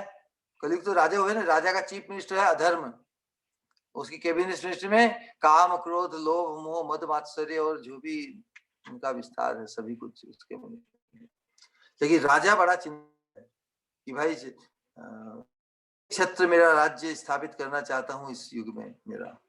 देखिए चैतन्य आकर मेरे राजपाट को निष्कंटक नहीं रहने दिया, क्योंकि जो जो उसके चक्कर में आएंगे, जो जो उसके आश्रित हो जाएंगे, मेरा शासन नहीं चलेगा। तो उनके जो मिनिस्टर हैं वो बहुत कि राजा जी, आप राजा होकर और हमारे जैसे सूबेदार, हमारे जैसे तुम्हारे सहायक होकर अधर्म कहता है, तुम मेरी शक्ति पे डाउट कर रहे हो, किससे चिंतित हो रहे हो?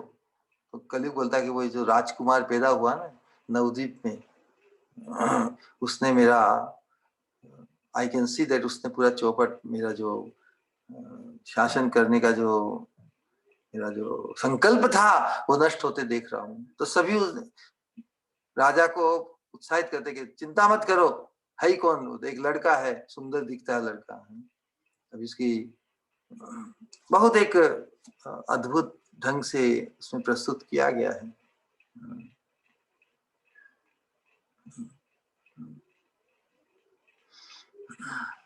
तो किस प्रकार कलयुग जो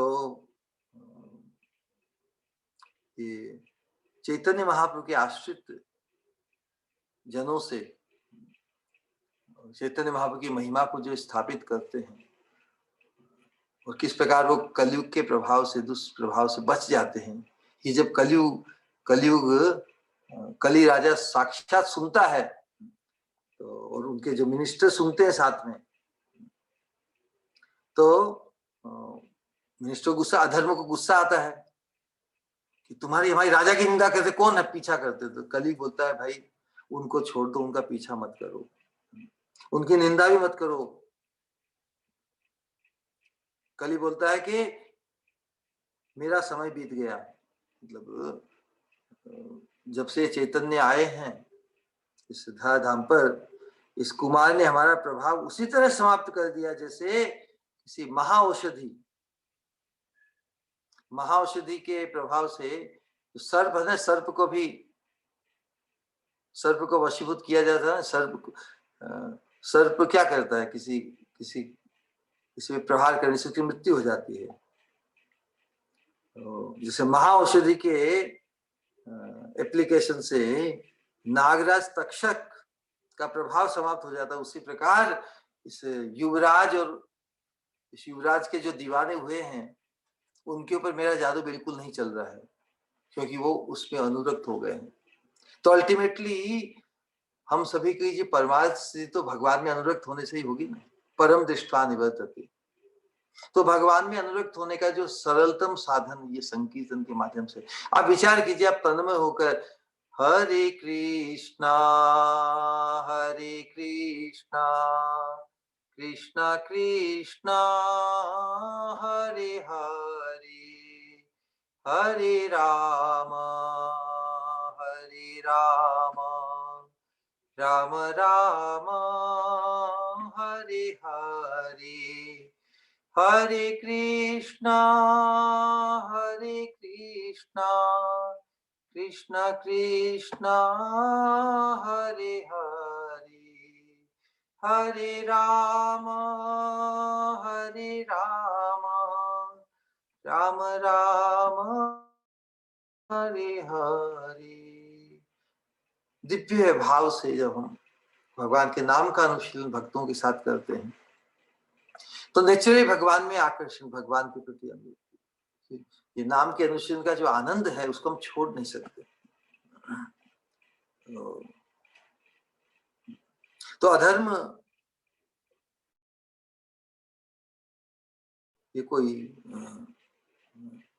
कलयुग बोलता है ये राजकुमार ऐसा है कि हमारा प्रभाव उसी तरह समाप्त हो गया जैसे मंत्र औषधि से सर्प के प्रभाव को भी रोक सकते हैं। तो अधर्म बोलता है कि युवराज वो कौन सा राजा है, कौन सा राजकुमार है, क्या वो कोई बड़ा मारक है या पृथ्वी का कोई मारने वाला है, कोई बहुत बड़ा शक्तिशाली व्यक्ति है क्या। कली बोला नहीं नहीं, उनको तो मैं संभाल लूं, कोई कितना ही शक्तिशाली हो, उसको तो मैं, उसके प्रभाव को तो मैं अपने प्रभाव से, लेकिन ये तो मेरे प्रभाव में, ये तो दीवाना है, दीवाने व्यक्ति के को कैसे कोई सुधारे। जो अनुरक्त, जो भगवान है, स्वयं भगवान ही भगवान के नाम में अनुरक्त होकर दिखा रहे हैं कि यस, भगवान के नाम में जो अनुरक्त हो जाएगा वो कलयुग के प्रभाव से मुक्त हो जाएगा।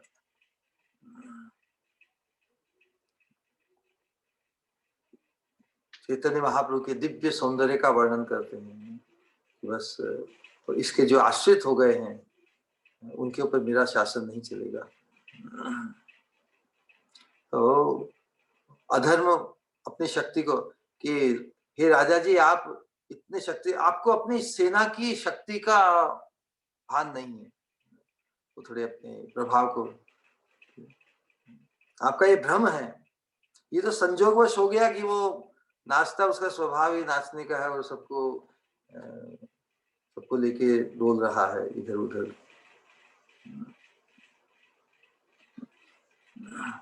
आप इसको, इसका जो जो महिमा गा रहे वो कल्पना है आपकी, वास्तव में इतना प्रभाव नहीं है उसका, है वो तो संजोगवश हो गया, वो सुंदर शरीर मिल गया उसको, अभी उसकी शादी होने दो। हम हमारे मिनिस्टर नंबर टॉप मिनिस्टर है, प्राइम मिनिस्टर के दूसरे मिनिस्टर होते हैं ना, प्रथम काम, अभी उसकी शादी होने दो, अभी यंग है, और देखो हम उसको संसार के प्रकोप में, संसार में आकृष्ट कर देंगे। सुनिए, आपके बड़े बड़े सहायक हैं, आपका बहुत बड़ा प्रभाव है कलिक जी, आपकी जड़ जम चुकी है, क्योंकि हम आपके एकांतिक निष्ठ आपके मिनिस्टर हैं, और हम आपको विजयी करके ही जिएंगे, विजय करके ही रहेंगे, क्योंकि आपका युग है। और कलयुग तो बड़ा चिंतित है। तो विचार कीजिए, राजा का भी बुद्धिमान होना जरूरी है ना, तो कलयुग कितना बुद्धिमान है, उसकी जो कैबिनेट मिनिस्ट्री अधर्म, काम, क्रोध, लोभ, मद, मात्सर्य सभी उसको उत्साहित करके कह के नहीं, विजय ध्वस्त तुम्हारी होगी, वो कलयुग सजेगा नहीं, मेरी विजय नहीं होगी, मैं तो इनके सामने धराशायी हो जाऊंगा। तो बहुत बहुत प्रकार से वो कोशिश कर रहे हैं।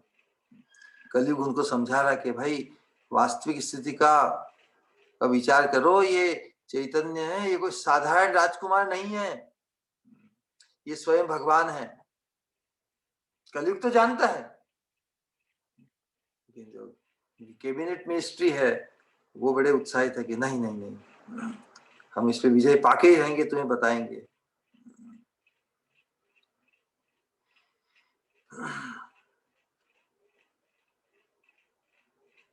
जितनी प्रशंसा कलयुग करते जा रहे हैं कली राजा चैतन्य महाप्रभु की, तो अधर्म आदि इत्यादि उनका प्रतिकार कर रहे हैं कि सब जगह ये नियम नहीं है, अनेक व्यक्तियों में ऐसे गुण हो सकते हैं, नृत्य करते हैं, सुंदर होते हैं, वो सबको प्रभावित करते हैं, इसमें क्या विशेषता है। और कलयुग को चैतन्य महाप्रभु में सभी विशेषता लग रही है। तो सभी तो कलयुग वास्तव में हमें इसके माध्यम से इसका परम लाभ है, कोई श्रेष्ठ वस्तु को प्रदान करने के लिए थोड़ा परिश्रम या कष्ट या विपरीतता भी यदि झेलनी पड़े तो इस वर्थ इट न। तो उसी प्रकार कलयुग में जो विपरीत परिस्थितियां, जो कलह और जो बिखराव जो होता है, उनके प्रभाव में वही रहता है जब तक वो चैतन्य महाप्रभु के आश्रित नहीं हो जाता। प्रबोधानंद सरस्वती बात करते हैं कि तावत ब्रह्म कथा विमुक्ति पदवी तावन्न तिक्ति भवे, तावत चापि विशंख लोकम, तावत चापि विशंख, तावत ब्रह्म कथा विमुक्ति पदवी तावन्न तिक्ति भवे, तावत शास्त्र मिथाम किल कलो नाना बहिर्मसु श्री चैतन्य महाप्रभु, श्री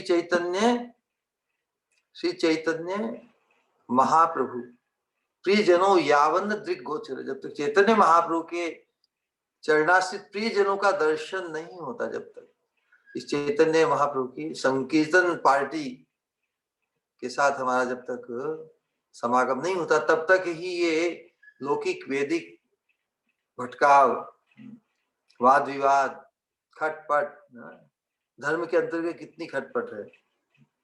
तावत चापि विशृंख लत्त मय तो नो लोक वेद स्थिति,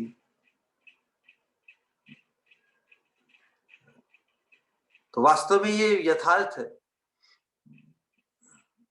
जिस चिंता में ग्रस्त युधिष्ठिर महाराज उस समय हैं, हमारे लिए तो इस कलयुग में चैतन्य महाप्रभु के आविर्भूत होने से हमारे लिए जो साधन जो उपलब्ध कराया है आचार्यों ने चैतन्य महाप्रभु के आश्रित परंपरा, गुरु परंपरा में, हम सभी अपने आप को परम धन्य मान सकते। धन्य कलयुग चैतन्य अवतार, तो जिसने चैतन्य महाप्रभु के अवतरण अवतार को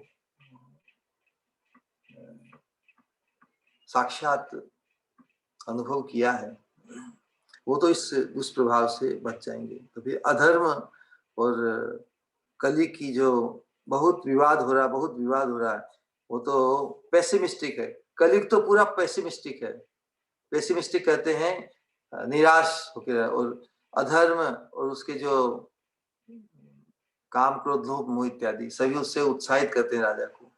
तो अल्टीमेट कंक्लूजन में अधर्म और सभी उसके जो कैबिनेट मिनिस्ट्री है, अधर्म हुआ उनका प्राइम मिनिस्टर ना, कली है राजा, अधर्म है उनका प्राइम मिनिस्टर, वो काम, क्रोध, लोभ, मोह, मद, मात्सर्य जितने भी दुर्गुण हैं वो सब उनके कैबिनेट मिनिस्ट्री है। तो जब सभी आर्ग्यूमेंट देकर सभी को कली राजा ने प्रयास किया कि नहीं ये भी नहीं चलेगा, इससे भी नहीं होगा, ये काम, क्रोध, लोभ, मोह, मद, मात्सर्य जो आवेश दूसरों पर तुम प्रभावित करना चाहते हो, लेकिन जिसने चैतन्य का आश्रय ले लिया है उसके ऊपर काम, क्रोध, लोभ, मोह, मद, मात्सर्य इनसे वो अभिभूत नहीं होने वाले हैं, इसलिए तुम्हारा शासन उन पर नहीं चलेगा। तुम कितनी मुझे प्रतिज्ञा दो, कितना ही तुम्हारा वट, तुम्हारी महिमा स्थापित करो, लेकिन इनके सामने कहाँ किसी की चल पा रही है। जो चैतन्य के आश्रित हो गए उनके सामने हमारी नहीं चल रही है। तो फिर राजा की बात मानकर कहते ठीक है राजा, तुम ही इतने मतलब कन्विंस्ड हो के हमारा शासन उन पे नहीं चलेगा, तो हम क्या करें। तो कलयुग उपदेश देता है अपने मिनिस्टर को कि जहां पर चैतन्य के आश्रित, जहां पर जो लोग चैतन्य के, भगवान चैतन्य महाप्रभु के आश्रित नहीं हुए, वहां पर जाके अपने आधिपत्य को स्थापित करो। तो कहने का आशय है कि हम इस चैतन्य महाप्रभु की जो कृपा धारा, संकीर्तन की कृपा धारा में हमने अपने आप को समाविष्ट किया है, और यदि ये बोध हमें होगा, और हमें जो दुश्मन, जिसे हम दुश्मन कहते हैं, कलयुग को दुश्मन कहते हैं, दुश्मनी हमें हमारे सौभाग्य का उजागर कर रहा है। दुश्मन का सीक्रेट जानने से तो सुकून मिलता है ना। तो ये कलयुग स्वयं ही अपनी मिनिस्ट्री के सामने चैतन्य महाप्रभु की महिमा को प्रकाशित कर रहा है। वो महिमा यदि हम भी सुन जाएं तो हम भी उसके दुष्प्रभाव से बचने का रास्ता और कन्विक्शन हमें भी जीवन में आ जाएगा। इस प्रकार हम देखते हैं कि समय तो परिवर्तित होता है, और समय भी भगवान का एजेंट है। जिस प्रकार कली भगवान का एजेंट है, उस प्रकार समय भी परिवर्तन होके जो व्यक्ति परमार्थ में जागृत हो जाता है, उसके लिए तो समय का परिवर्तन इट्स एन इम्पेटस। ये कोई विषाद का विषय नहीं। जो चीज बदलने वाला, जो चीज छूटने वाला है, तो केवल हमारे थियरी नहीं रहे, प्रैक्टिकली हम सबको देख पाना चाहिए। यस, संसार की कोई भी स्थिति, कोई भी संबंध, कोई भी वस्तु आगंतुकी है, इसका प्रारंभ और अंत है। तो हमें प्रेरणा मिलनी चाहिए कि यस, हम अनंत काल से इस आगंतुक वस्तुओं और व्यक्तियों में, संबंधों में हमने अपना नाता जोड़ा है। हम किस प्रकार समय के परिवर्तन के साथ साथ समय के परिवर्तन से अभिभूत नहीं हो, इसके लिए हमें जो अपरिवर्तनशील है, जो कुटस्थ साधन और आश्रय है भगवान का, भगवान के नाम का, उस नाम के साधन को अपनाना ही पड़ेगा। तभी कहा कि नाम संकीर्तनम यस्य सर्व पाप प्रणाशनम। पाप जो हमें प्रेरित करता है अनेक असत लोभ के वशीभूत होकर, या जिस चीज के भी वशीभूत होकर, अनंत पाप के प्रति हमारी ग्रंथि जो पड़ी है, तो नाम संकीर्तनम यस्य सर्व पाप प्रणाशनम, सभी पाप की ग्रंथि से हमें मुक्त करेगा ये नाम संकीर्तन। सर्व पाप प्रणाशन, पाप अर्थात जो हमें परमार्थ सिद्धि में बाधक बने, उसे ही पाप कहते हैं। पारमार्थिक परिभाषा यही है पाप की। पाप हम जो कन्वेंशनल वे में कहते हैं, हर कल्चर में, हर सोसाइटी में कुछ कोड्स होते हैं एथिक्स के, ये अच्छा है, ये बुरा है। तो जो बुरा कहता है उसे पाप कहते हैं ना, अच्छा है उसे पुण्य कहते हैं। लेकिन परमार्थ की दृष्टि से जो हमें परमार्थ सिद्धि में बाधक बने, वही पाप है। तो जो संकीर्तन को नहीं अपनाता वो पाप ही है, वो पाप ही करता है, क्योंकि संकीर्तन के बिना हम इस कलयुग में परमार्थ सिद्धि को प्राप्त नहीं कर सकते। संकीर्तन एकमात्र हरे नाम हरे नाम हरे नाम ही केवलम कलौ नास्तेव नास्तेव नास्तेव गति अन्यथा। नास्ते 3 बार ना कहा, किसको? कर्म कांड को ना कहा। नो कर्म योग, नो ज्ञान योग, न ध्यान योग। कर्म योग ज्ञान ये काम नहीं आएंगे कलयुग में, अपूर्ण है। साधन सापेक्ष, समय सापेक्ष, संस्कार सापेक्ष, शुद्धिकरण सापेक्ष, बहुत कुछ न कुछ दोष है। निर्दोष साधन एकमात्र है तो ये संकीर्तन। नाम संकीर्तनम यश सर्व पाप प्रणाशनम। जिन पापों का और न कोई कर्म कांड के अनुष्ठान करने से, प्रायश्चित करने से एक कर्म को दूसरे कर्म से के प्रभाव से मुक्त नहीं कर सकते, क्योंकि प्रत्येक कर्म भले वो बोनेफाइड हो, ऑथोराइज हो, अनऑथोराइज हो, प्रत्येक कर्म उसके फल से तो जुड़ा हुआ है ना। तो एक कर्म, एक दुष्कर्म के दुष्परिणाम, दुष्फल से मुक्त होने के लिए हम दूसरा यदि कर्म करते हैं तो उसका भी फल तो मिलेगा ही ना, उस फल को भोगने के लिए वापस कर्म करना पड़ेगा। तो एक कर्म से दूसरे कर्म का प्रभाव को हम मिटा नहीं सकते। कर्म की ग्रंथि, कार्मिक यात्रा, संसार चालू ही रहता है। कलयुग में तो न कर्म से काम चलेगा, न ज्ञान से चलेगा, न योग से चलेगा। कलौ नास्ते व नास्ते व नास्ते व गति रंजन। हरे नाम हरे नाम हरे नाम ही केवल। हरि का नाम, कृष्ण का नाम ही एकमात्र साधन है, एकमात्र साधन, एकमात्र साधन है। न कर्म कांड का साधन, न ज्ञान कांड का साधन, न योग का साधन है। एकमात्र साधन हरे कृष्णा कृष्णा कृष्णा हरे हरे हरे राम राम राम हरे हरे। तो भले ही कलयुग का वर्णन, कलयुग के दुष्प्रभाव का चिंतन या लक्षण दिख रहे हैं युधिष्ठिर महाराज को, इनसे भी प्रेरणा मिलनी चाहिए।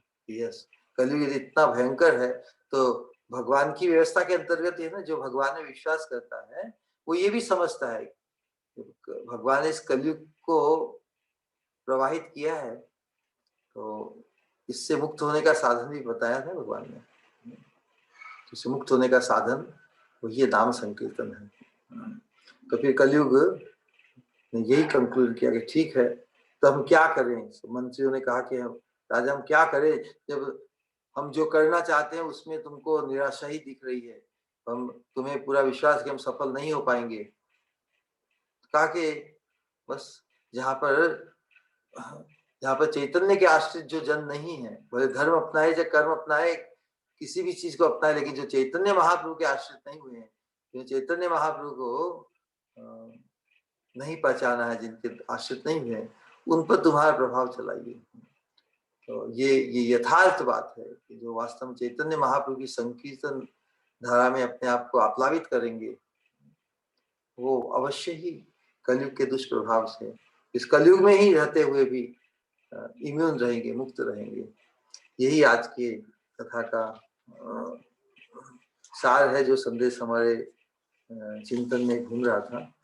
तो धन्यवाद आप सभी का। कोई किसी का प्रश्न है तो अवश्य प्रश्न कीजिए।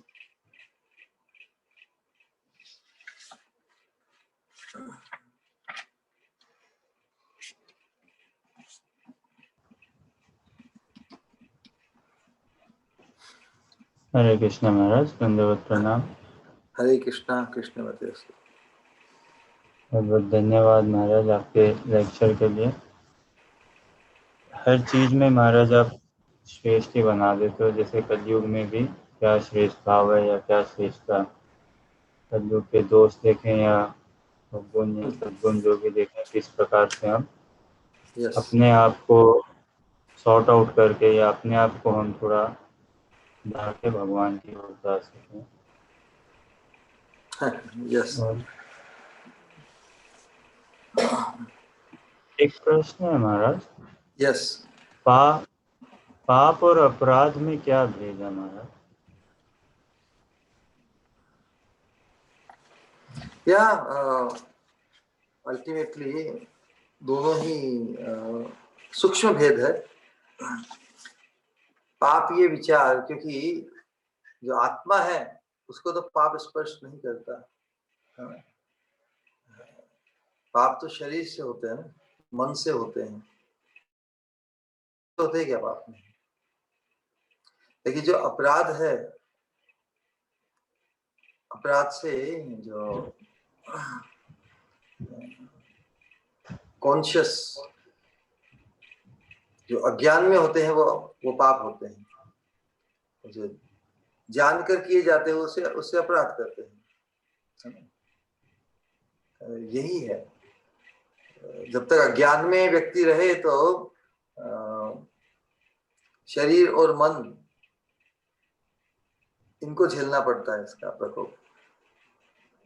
जब हम अपराध करते हैं, अपराध जानते हुए कि हमारा परम हित किसमें है, और उसके बावजूद भी यदि हम अपना अपना मतलब आत्मा का, उसमें फिर वो जो प्रभाव हो शरीर और मन तक, जब तक हम अपने आप को शरीर और मन ही मानते हैं, सूक्ष्म शरीर या स्थूल शरीर, तब तक पाप का दुष्प्रभाव झेलते हैं ना। पूर्व जन्मों के पाप के पुण्य के अनुरूप हमें ये जीवन मिलता है, और इस जीवन में हम अनुकूल प्रतिकूल परिस्थितियों को झेलते हैं। प्रतिकूल ही है ज्यादातर, क्योंकि जन्म लेना ही बड़ी प्रतिकूल अवस्था से हमें गुजरना पड़ता है, पाप का ही परिणाम है। पुनः जन्म लेना मतलब अपने आप में ही बहुत भयंकर पाप का परिणाम है। अपराध साधक को ही लागू होता है, तो उसमें क्या, जानबूझ के जो अपराध करते हैं, जानबूझ के पाप करते हैं, वही अपराध है। जानते हो तो उसकी सजा ज्यादा है। इसमें आत्मा का हित है। जानते हुए भी ये नहीं, जानिया सुनिया विष खाई में, जानते हैं कि ये विष है, सुनते हैं ये विष है, और फिर भी उस विष को तो खाएगा तो अपराध होगा ना। जो अज्ञान में खाए तो उसकी मृत्यु हो जाएगी, या उसके जो फल है वो भुगतेगा। लेकिन जो जानकार होते हुए फिर भी अपनी इंद्रियों को वश में नहीं कर सके, और विष खाने का तात्पर्य है कि वो परम लक्ष्य, परम पद को पाने के विचार से अपने आप को वंचित कर देता है, जानते हुए भी।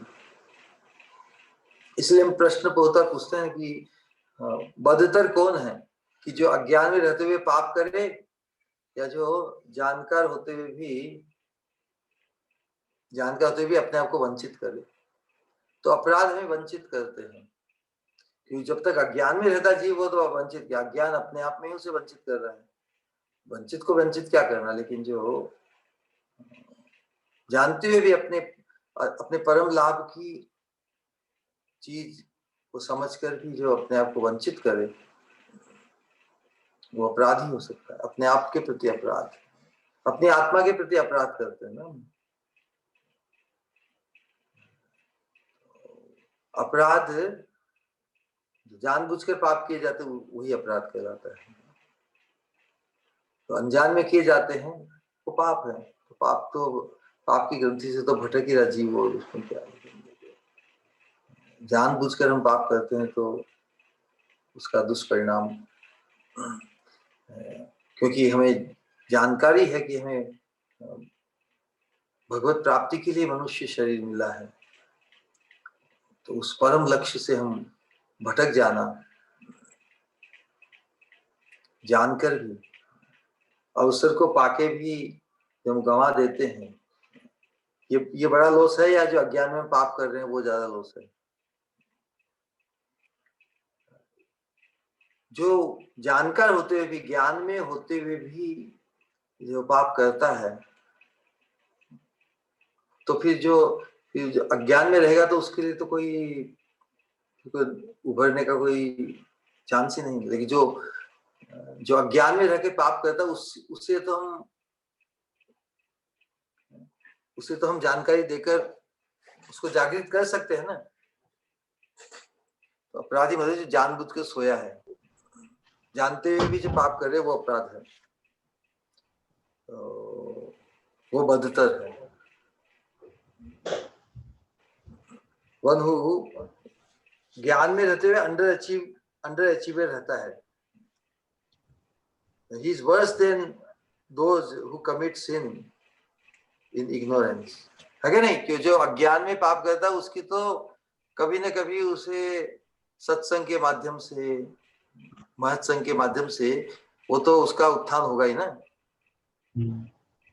पापी कितना पाप करेगा अज्ञान में, नाम के प्रभाव से वो जागृत हो जाएगा। जागृत होने के बाद में संभावना है कि वो पाप से मुक्त होकर शुद्ध भक्त बने। लेकिन जो सत्संग को पाकर भी, जानकर भी क्या सत है क्या असत है, क्या हमें वंचित करता है,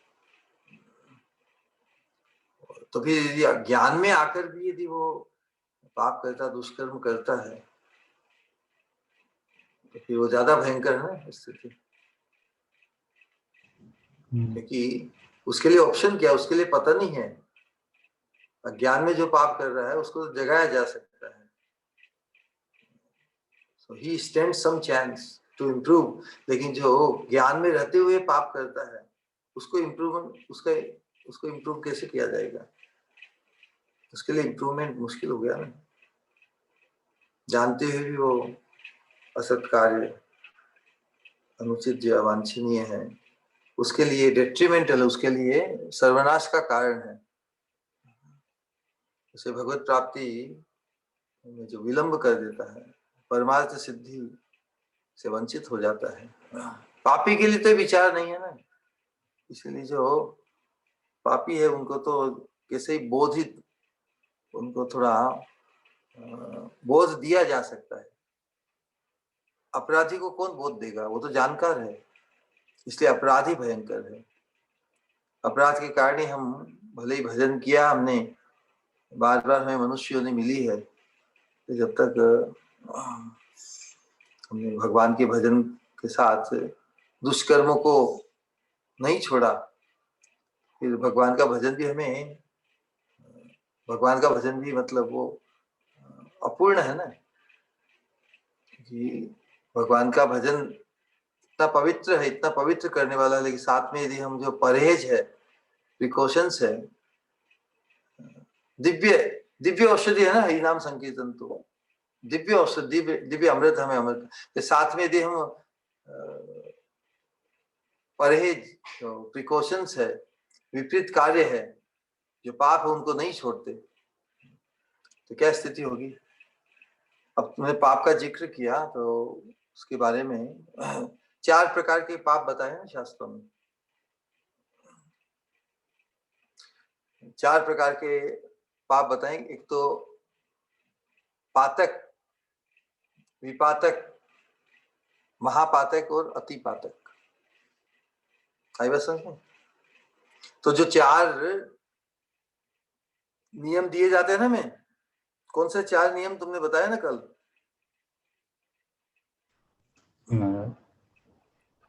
कि भाई कोई भी मांसाहार नहीं जिसमें हिंसा हो ना, नो मांसाहार, नो मीट ईटिंग। कोई भी गैम्बलिंग नहीं, मतलब सट्टा जुआ, ये जो कार्य है ये लोभ को बढ़ाता है। और नो इंटॉक्सिकेशन, कोई व्यसन नहीं, शराब, बीड़ी, सिगरेट, चाय, जर्दा, तंबाकू इत्यादि। और चौथा कौन सा है? अवैध संबंध, यौन संबंध। ये 4 पाप बताए ना। तो वो 4 उनको कैटेगरी दिया ना, पातक, एक सेकंड, 4 जो विधान दिए हैं, तो तो जब हम संकीर्तन का आश्रय लेते हैं, जब भगवान की शुद्ध भक्ति के मार्ग में आते हैं, तो जो चार लेवल के पाप किस क्रम से छूटते हैं, चार पापों का जो बताया है ग्रोसनेस, पातक, विपातक, अति पातक, महापातक और अति पातक है चार। एक सेकंड, 1 सेकंड, भाग 1, 3, 5,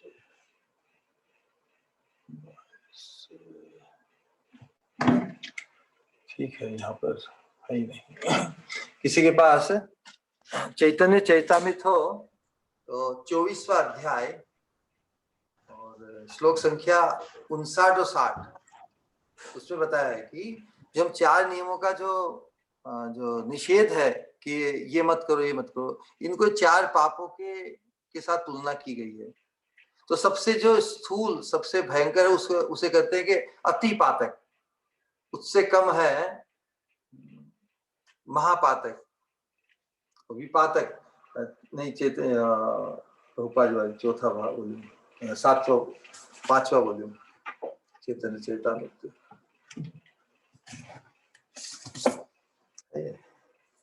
यस,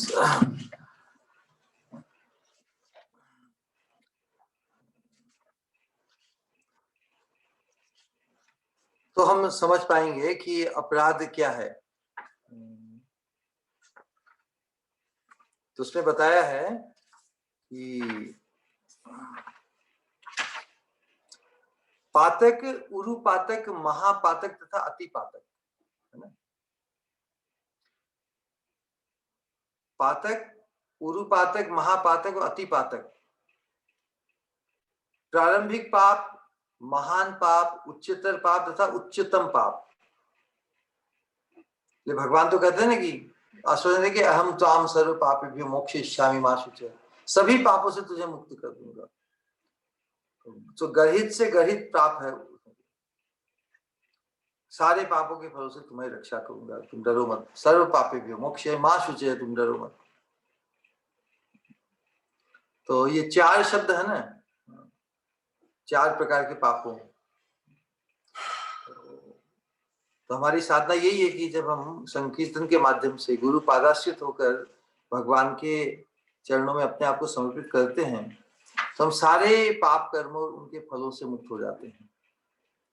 तो ये चारों जो आधारभूत पाप कृत्य है वो क्या है, कैटेगरी वाइज ले में सबसे पहले कौन सा छूटता है पाप? सबसे पहले मांसाहार छूटता है ना। जब भी साधना में आते हैं कोई भी साधक, तो सबसे पहले जो बहुत स्थूल, जो बहुत ही गर्हित पाप है, गर्हित तो सभी है लेकिन दिखने में तो जो मांसाहारी हो, सबसे पहले उसी का निराकरण होता है ना। तो जो अति पातक पाप है वो सबसे पहले जाता है। उसके बाद में फिर जुआ खेलने की वृत्ति चली जाती है। जब भक्त साधक बनता है, जुआ खेलने की और लोभ वृत्ति और अति प्रयास करना वो उसका छूटता है कि भक्ति। उसके बाद में छूटता नशा, चाय का, कॉफी का, तंबाकू का, बीड़ी का, ये बाद में छूटता, सिगरेट का, शराब का ना, धीरे धीरे छूटता है। सबसे पहले मांसाहार छूटता है, 1 सेकंड में छूट जाता है कि जो आज से मांसाहार नहीं करेंगे, आज से जुआ की तरफ देखेंगे भी नहीं। फिर एक एक करके नशे भी छूट जाते हैं। लेकिन जो अवैध संबंध है, जो यौन वृत्ति है, उसको छोड़ना साधकों को भी मुश्किल पड़ता है, मुश्किल लगता है। क्योंकि ये जो मूल है ना, मूल ग्रंथि है, मूल खूंटा है इस संसार में हमें बांध के रखने का। तो आपात दृष्टि से दिखता है कि भाई जो स्थूल पाप है वो तो छूट गए, लेकिन ये सूक्ष्म पाप, क्योंकि ये कवर अप में रहता है ना, यौन वृत्ति कोई खुलेआम नहीं करते। मांसाहार तो देखेगा भाई, मांस खा रहा है, होटल में जा रहा है इत्यादि। जुआ, शराब, यौन वृत्ति तो व्यक्ति छुप के करता है, सूक्ष्म है, ये फंडामेंटल है, फाउंडेशनल है। तो जब कोई किसी गंदी वस्तु को या जो धूल लग गई हो तो ऊपरी धूल पहले नष्ट होगी ना। तो उसी प्रकार जब हम नाम संकीर्तन का अनुशीलन करते हैं तो जो स्थूल पाप है वो पहले छूटते हैं, लेकिन जो सूक्ष्म पाप है उसी में सबको गड़बड़ होती है। तो भगवान का नाम अनुशीलन करता है और फिर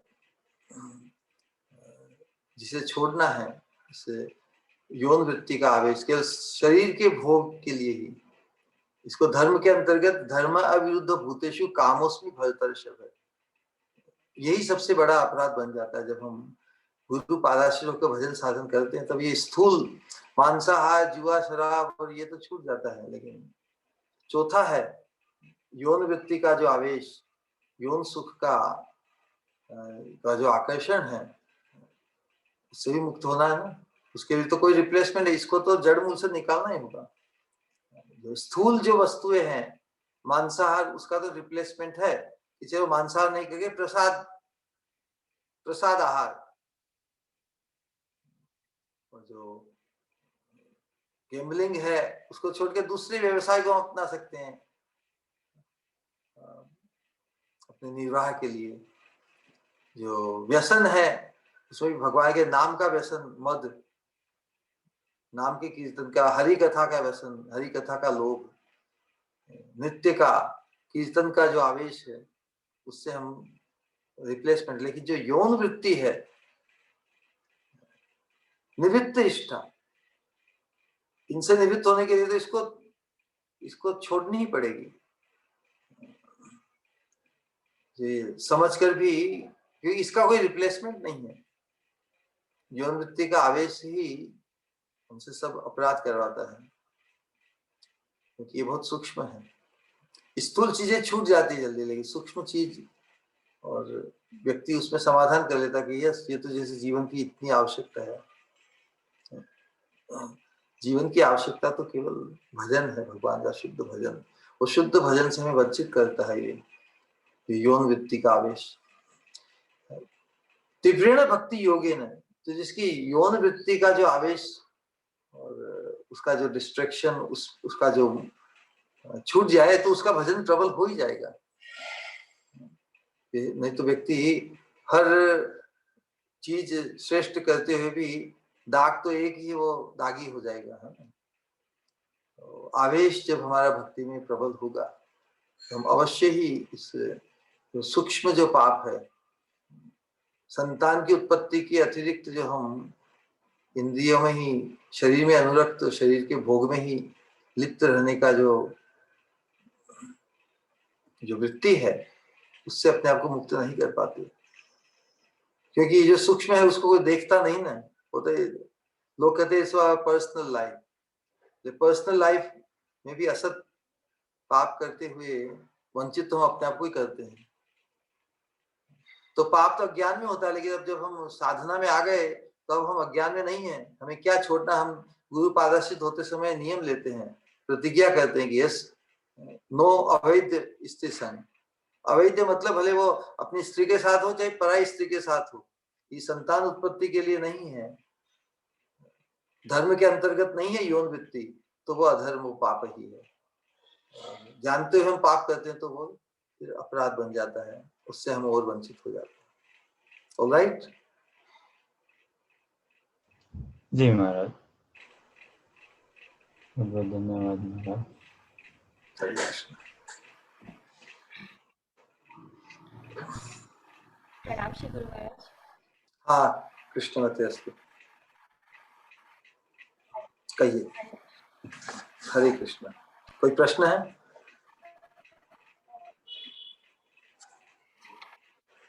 जी, आपने बताया था कि पाप और पुण्य, भगवान पाप और जो पाप करते हैं, या हमें पाप और पुण्य से परे उठना या फिर पाप और पुण्य दोनों ही हमें स्वर्ग या नरक देते, भगवत धाम नहीं। लेकिन जैसे आज में नहीं, लेकिन सुबह की भागवत में एक बार जैसे था कि 7.28 में कि भगवान वो कह रहे कि जो पुण्य कर्म करते हैं वो मेरे पास आएगा। तो फिर ऐसे कैसे कह रहे हैं भगवान पुण्य और पाप से तो हमें परे करना है ना कर्म।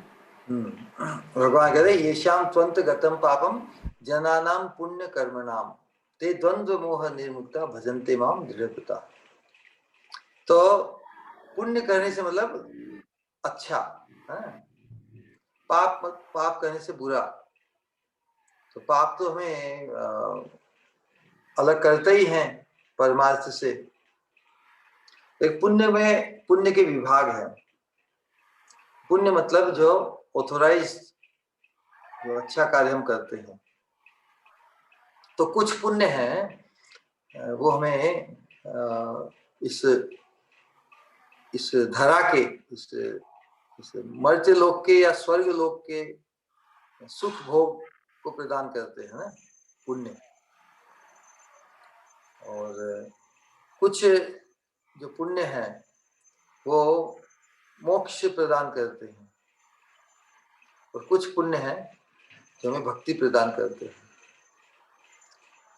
तो वास्तव में येषाम त्वंत गतः पाप जनानाम पुण्य कर्मणाम ते द्वंद्व मोहन भजन्ते माम। भगवान का भजन कैसे करें, कौन से पुण्य से भगवान का भजन होगा? क्योंकि चैतन्य चेतावनी में वर्णन है कि जन्म कोटि सुकृत ही न लभ्यते। ये जो शुद्ध कृष्ण भक्ति है, ये कोटि जन्मों की सुकृति से भी प्राप्त नहीं होती। कि सुकृति से तो हमें उसका परिणाम भोगना पड़ता है, पुण्य का अच्छे कर्म, अच्छा जीवन इत्यादि। लेकिन भक्ति से, क्योंकि वहां पर जिस पुण्य को की बात भगवान बता रहे हैं, साधु के दर्शन है, महत्पुरुष के दर्शन, महत्पुरुष के मार्गदर्शन में आना। हम जो वर्णाश्रम धर्म के अंतर्गत जो शिष्टाचार, जो नीतियां और जो धर्म अपनाते हैं ना, अतिथि देवो भव, साधु संतों महात्माओं की का आदर सत्कार, उनका सम्मान, उनकी सेवा है ना। वर्णाश्रम धर्म के अंतर्गत, ये सत्कर्म के अंतर्गत, पुण्य कर्म के अंतर्गत साधु सेवा, वैष्णव सेवा सब आ जाती है। तो जिसने पुण्य कर्म के अंतर्गत जो भक्ति को उत्पन्न करने वाले पुण्य, महत संग या महत सेवा, दर्शन, आकर्षण जो उत्पन्न हुआ, तो उस महत संग के प्रभाव से, महत संग के मार्गदर्शन से उनको एकांतिक भक्ति योग मिल जाएगा ना। तो वो लोग ही दृढ़ भाव से फिर भजन करेंगे, केवल साधारण पुण्य से नहीं। तो भक्ति विनोद ठाकुर ने 3 प्रकार के पुण्य कर्मों का, सत्कर्मों का निरूपण किया है। कर्म जो संसार के भोग को प्रदान करे, तो जो शास्त्र द्वारा अनुमोदित सत्कर्म होते हैं ना, बहुत से समाज के कल्याण के लिए या दूसरों के कल्याण के लिए, दान पुण्य, पाठशाला, नेत्रशाला, चिकित्सालय, बहुत से कार्य हैं जिनके कारण व्यक्ति को फल के रूप में स्वर्ग की प्राप्ति या संसार में अधिक भोग की या सुख की प्राप्ति, लौकिक भोग, शारीरिक भोग की प्राप्ति होती है, यश की प्राप्ति होती है, हानि, लाभ मिलता है, बहुत यश मिलता है। और लेकिन कुछ पुण्य होते हैं जो हमें भक्ति, शुद्ध भक्तों से जोड़ते हैं।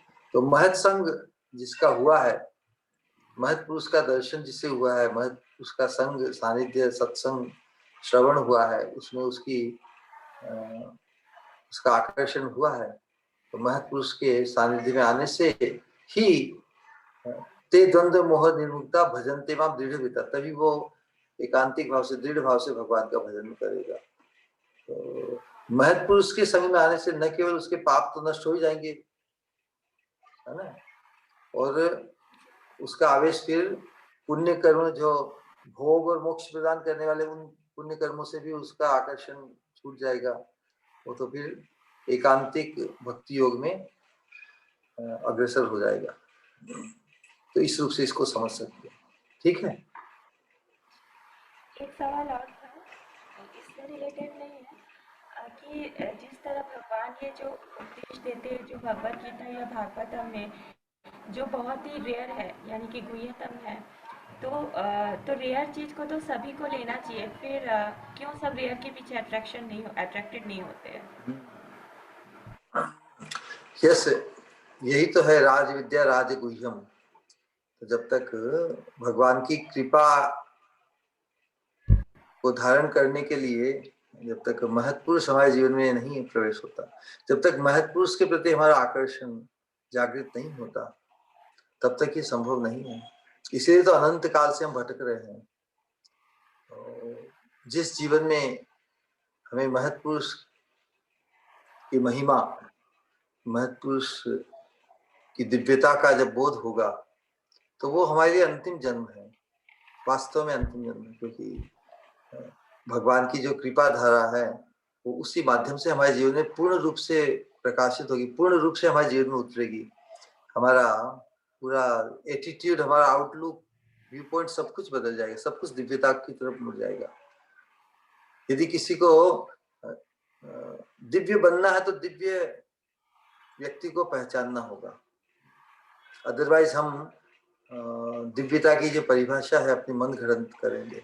हम तो डायरेक्ट भगवान को ही पाके दिव्य बनना चाहेंगे, लेकिन जो वास्तविक साधन है, सरल साधन है और समीचीन है, वो तो दिव्य पुरुष को ढूंढना है। क्योंकि भगवान दिव्य पुरुष के कृपालु पुरुषाकृति, जो भगवान के 5 आविर्भाव बताए हैं ना, तो इस धराधाम पर, पृथ्वी पर, हमारे लोक में, समाज में, सर्वत्र भगवान के दूत बनकर, भगवान को ही रिप्रेजेंट करते हुए, भगवत स्वरूप ही, भगवत रूप ही जो सत्पुरुष, महत्पुरुष, शुद्ध भक्त विचरण करते हैं, उनके सानिध्य में जब हम आकर हमारी जो भगवान को पाने का, भगवान से मिलने का जो संकल्प है, जो तमन्ना है इस मनुष्य में, तो हम भगवान से प्रार्थना यही करें कि भगवान, जो आपसे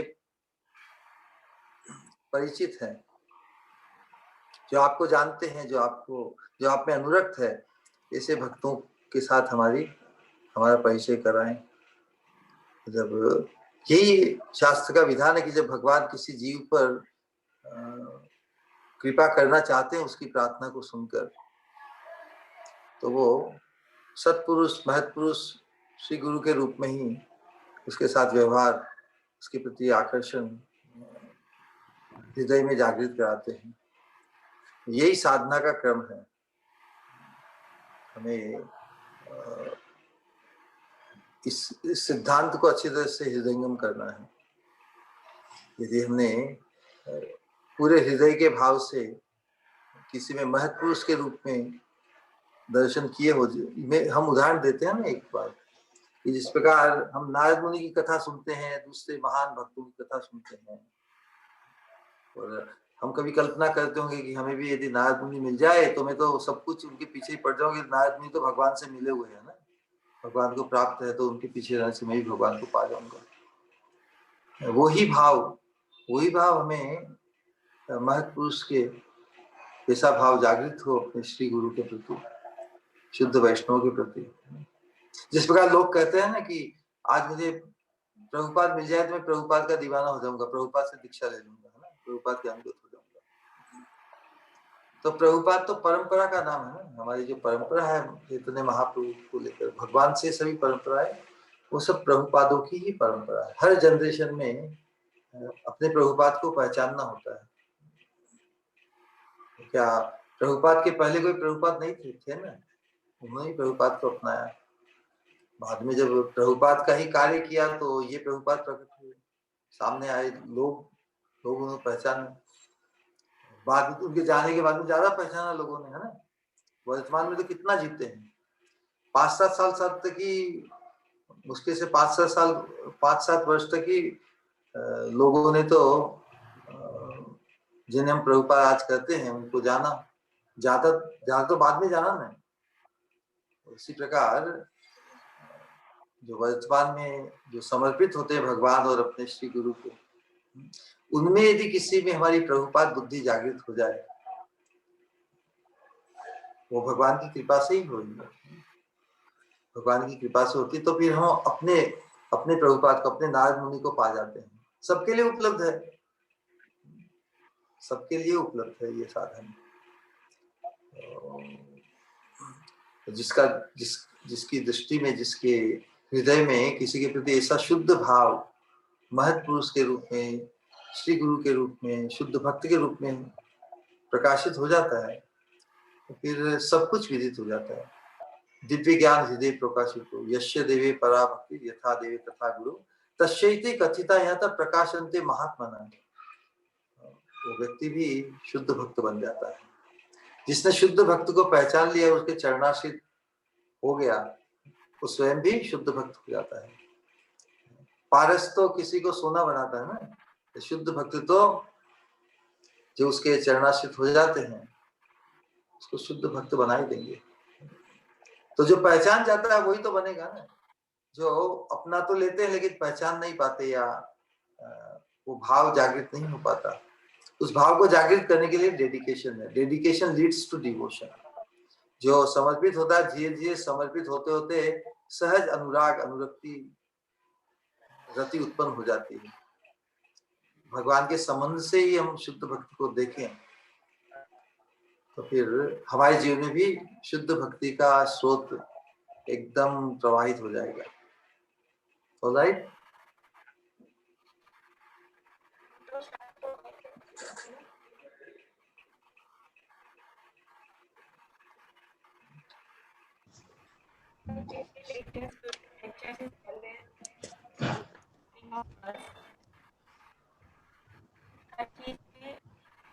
अंधकार में रोशनी है, सूखे में बारिश है, उसी तरीके से आपके लेक्चर हर चीज में किस तरह हम अच्छाई को देखें, ये सिखाते हो आप श्री गुरु।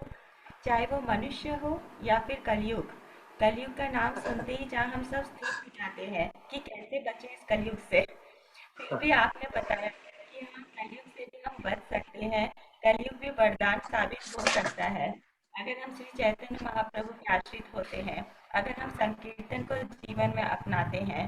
कितना सही कहा आपने, कलयुग सब दूसरों पर थोपते हैं और अपने आप को दूर मानते हैं।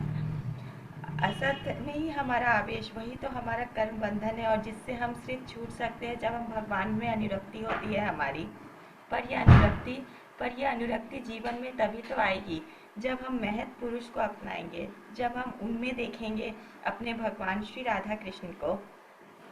जिस तरह से आपने श्री गुरु जिस तरह से अंधकारमय युग में श्रीमद् भागवत हमें नई दृष्टिभंगी प्रदान करता है, उसी तरीके से हमारे जीवन में भी श्री गुरु आप ही हमारे से ही मार्गदर्शन करने आए हो।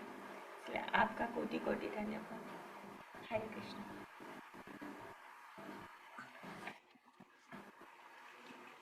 हरे कृष्ण। आशीष, जी महाराज। Puneet is there? नहीं महाराज, ज्वाइन नहीं कर पाए आज। बहुत बहुत ठीक है, वी कैन वाइंड अप। जी, बहुत बहुत धन्यवाद महाराज। हरे कृष्णा कृष्णा कृष्णा हरे हरे, हरे राम राम राम हरे हरे, हरे कृष्णा